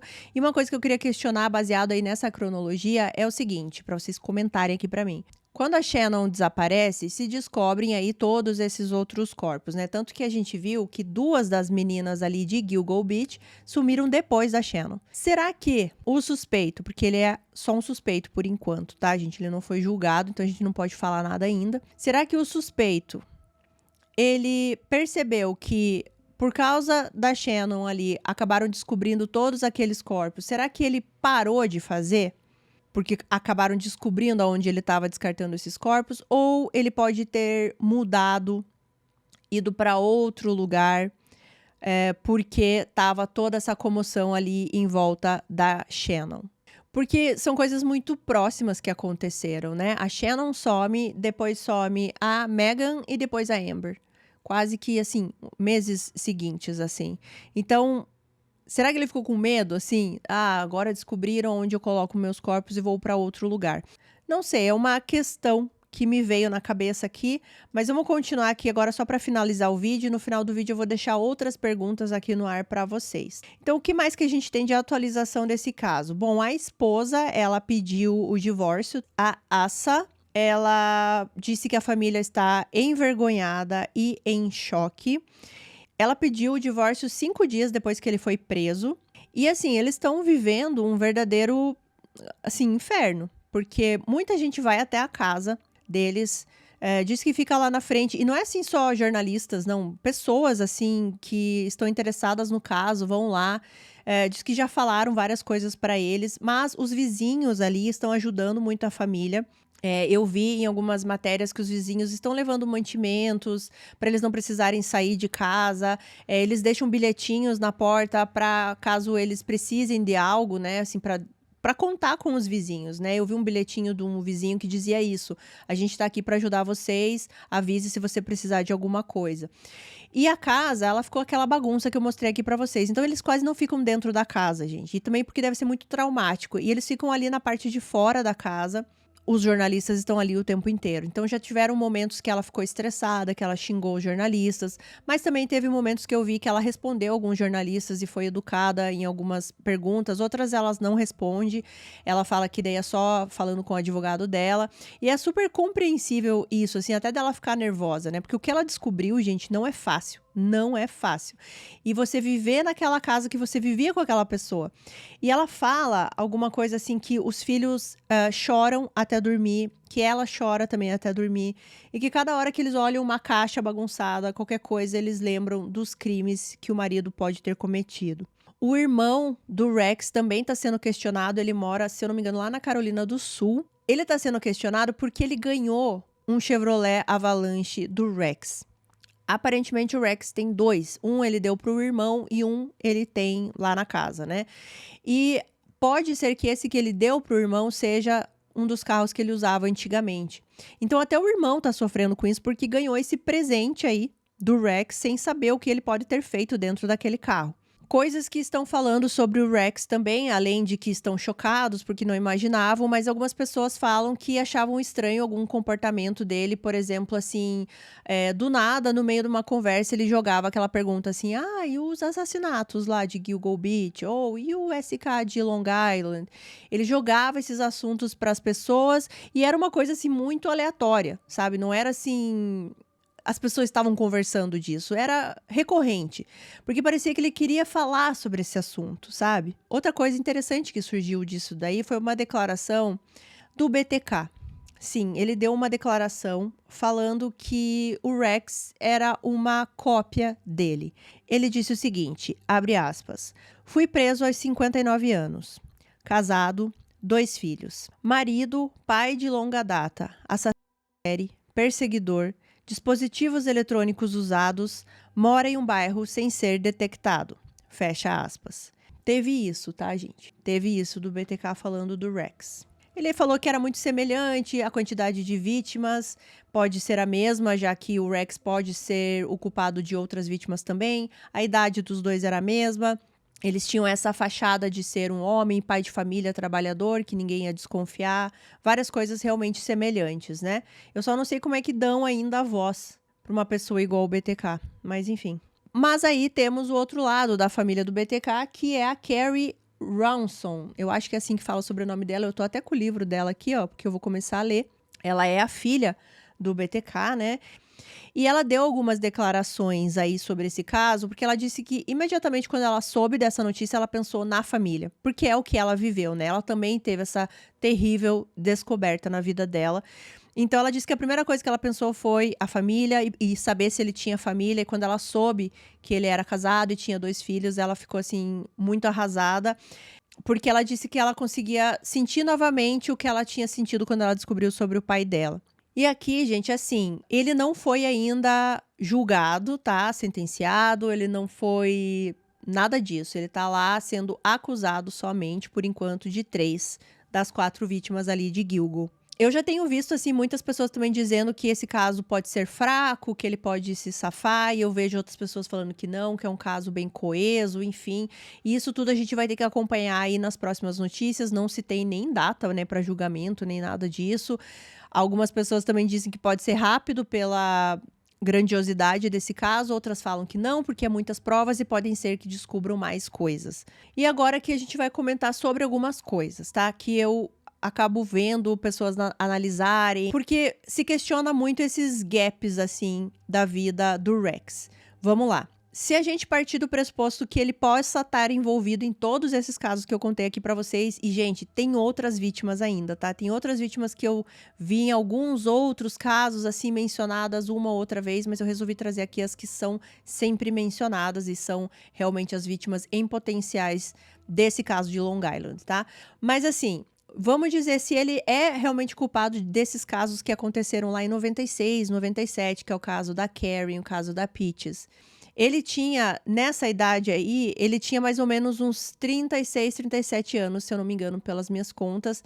Depois, os outros casos vão acontecer ali em 2000, 2003, que é o caso da Jessica Taylor, caso da Valerie Mack. Depois pula para 2010, né? 2007, 2009, 2010, na verdade.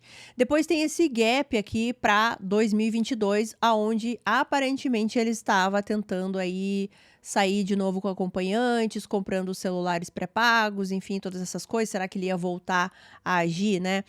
Então, o que ele fez nesse gap de 2011 até 2023? Será que ele realmente parou?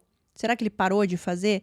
Outra coisa que eu vejo também muitas pessoas comentando é que provavelmente é mais de um culpado, tá? Muitas pessoas não acreditam que todas essas vítimas estejam relacionadas ao Rex, principalmente pelo modo que elas morreram, né? E o modo que elas foram descartadas.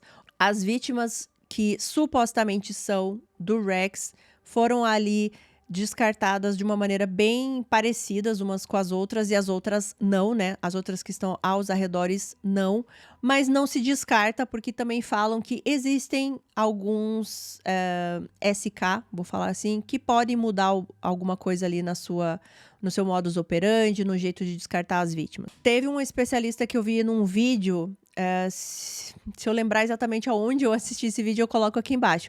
Mas ele acredita que é mais de uma pessoa, porque, por exemplo, quem fez isso com as meninas ali de Gilgo não é uma pessoa que gosta, por exemplo, de cortar, que é o caso das outras meninas, que foram encontradas desmembradas, enfim, né? Então, eles acreditam que não é a mesma pessoa por essas questões. Outra coisa que eles falam que é muito difícil um mesmo local servir ali de desova para mais de um criminoso, para mais de um SK, digamos assim. Mas não é impossível, entendeu? Porque aquele lugar é muito amplo e é um lugar muito, assim, quase que apropriado para isso, sabe? É um lugar que não passa gente de noite, que tá sempre tudo escuro, ninguém vai olhar. E ainda mais se é um mato muito alto, um mato pantanoso. Então, talvez seja um lugar, assim, que vários culpados utilizaram para descartar corpos. Agora, outra comparação que eu queria trazer para vocês, baseado aqui nas 4 vítimas apenas de Gilgo. Se a gente for analisar aqui as datas, né, que esses crimes possivelmente ocorreram, né? Se a gente pegar aqui as datas que elas sumiram ou foram vistas pela última vez, a gente vai ver que o espaço de tempo entre uma vítima e outra foi diminuindo, tá? E também baseando aqui que essas 4 vítimas foram vítimas de uma mesma pessoa. Então a gente vê que o espaço de tempo da primeira vítima para a segunda foi de 2 anos e quase assim 2 anos cravado, né? Foi muito, muito próximo o dia ali. E lembrando que essa primeira vítima foi a única que não foi encontrada com aquele tecido, né, camuflado, aquele tecido de estopa. Então parece que o suspeito aperfeiçoou, né, o seu modus operandi aí, porque as outras 3, sim, elas foram descartadas ali com esse tecido de estopa camuflado. O espaço de tempo ali da segunda vítima para a terceira foi de 11 meses, ou seja, diminuiu bastante, né, pela metade. E depois o outro espaço de tempo entre a terceira e quarta vítima foi de apenas 3 meses. O que também eu volto aqui a mencionar sobre o caso da Shannon. Será que esse suspeito, ele pensou assim, olha, agora chamaram muita atenção aqui para esses corpos, eu vou ter que parar, ou eu vou ter que mudar de lugar, porque ele estava aqui diminuindo, né, esse espaço de tempo. Então, será que possivelmente ali já no mês seguinte ele faria outra vítima? Eu quero saber o que vocês acham, comentem aqui para mim. Então, gente, sério, esse caso é muita coisa para falar, para rever. Eu fico sempre olhando de novo, eu fiz esse mapinha aqui para eu me achar e conforme for aí surgindo novidades e identificações, outras coisas, eu vou adicionando para eu não me perder, porque esse caso é gigantesco. E, de novo, a gente não sabe aí se é 1, se é 2, se é 3... Tem um SK, eu tô aqui com o nome dele, que é o John Betroff. Ele foi preso, tá? Ele foi preso acusado de 2 homicídios e ele é o principal suspeito numa terceira vítima. E ele agia mais ou menos na mesma área. Então, acreditam que pode ser que, por exemplo, algumas dessas vítimas sejam vítimas dele e só não conseguiram provar ainda. Então tem isso também, né? Podem ser outras pessoas que já estão presas, como no caso desse, e daí vão acabar descobrindo através de DNA, através de identificação. Não sei, gente, mas eu tenho muita fé que esse caso vai ser, assim, desvendado por completo, por causa das tecnologias que a gente tem hoje em dia. Eu espero muito que isso aconteça. O caso da Shannon, novamente, que é esse mistério, a gente não sabe o que aconteceu. E as outras vítimas que não são identificadas, que sejam identificadas, e as que já estão identificadas, que a gente saiba quem fez isso com elas. Esse caso, com certeza, trará ainda muitas descobertas pra gente, muitas novidades, tá? E eu espero que isso aconteça, né? Novas evidências, novas identificações ou até outros suspeitos. E é claro que eu vou acompanhando esse caso bem de pertinho e sempre que a gente tiver aí uma quantidade grande, né, uma quantidade legal de novidades, eu vou aqui trazer um vídeo atualizando vocês. Gente, eu acho que é isso para esse caso. Eu não tenho ideia de que tamanho que vai ficar esse vídeo. Eu acho que ele vai ficar grande.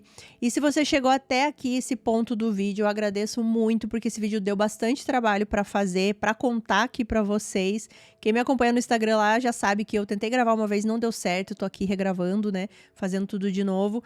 E com certeza esse vídeo não vai ser monetizado pelo YouTube. Então eu peço muito que vocês compartilhem o máximo de pessoas possíveis que estão interessadas nesse caso, para que elas consigam também compartilhar para outras pessoas, interagir aqui no vídeo, a gente fazer esse canal crescer, já que esse vídeo em si aqui, eu acredito que ele vai ser prejudicado aí pelo YouTube. Espero que não, né? Mas eu acredito que vai. Vamos agradecer os nossos queridos membros aqui do Na Sala da Minha Casa, que me apoiam aqui no canal, esses nomes que vocês estão vendo na tela. Se você quiser fazer parte dos membros do canal, tem um link aqui na descrição, só clicar lá, tem um videozinho meu explicando tudo certinho. Se você não quiser ou não puder, não tem problema, tá, gente? É só assiste os meus vídeos, comenta, interage, que isso faz o canal crescer e a gente quer que essa família chegue aí nos 50 mil logo, não queremos? Queremos, né? Vamos me seguir lá no Instagram, lá eu não falo sobre crimes, lá é o meu dia a dia. Se você quiser, eu tô por lá também tem ele aqui na descrição, tá? E eu acho que é isso, gente. Eu até mudei aqui a minha posição, porque eu tava olhando pro mapa e agora eu tô meio troncha aqui terminando esse vídeo, agora que eu percebi. Gente, obrigado de novo. Eu espero muito que vocês tenham gostado do vídeo, de tudo que eu trouxe aqui, pra vocês entenderem esse caso complexo. Escrevam aqui embaixo pra mim que eu vou responder vocês aí se ficou alguma dúvida, tá bom? Um beijão. Fiquem bem.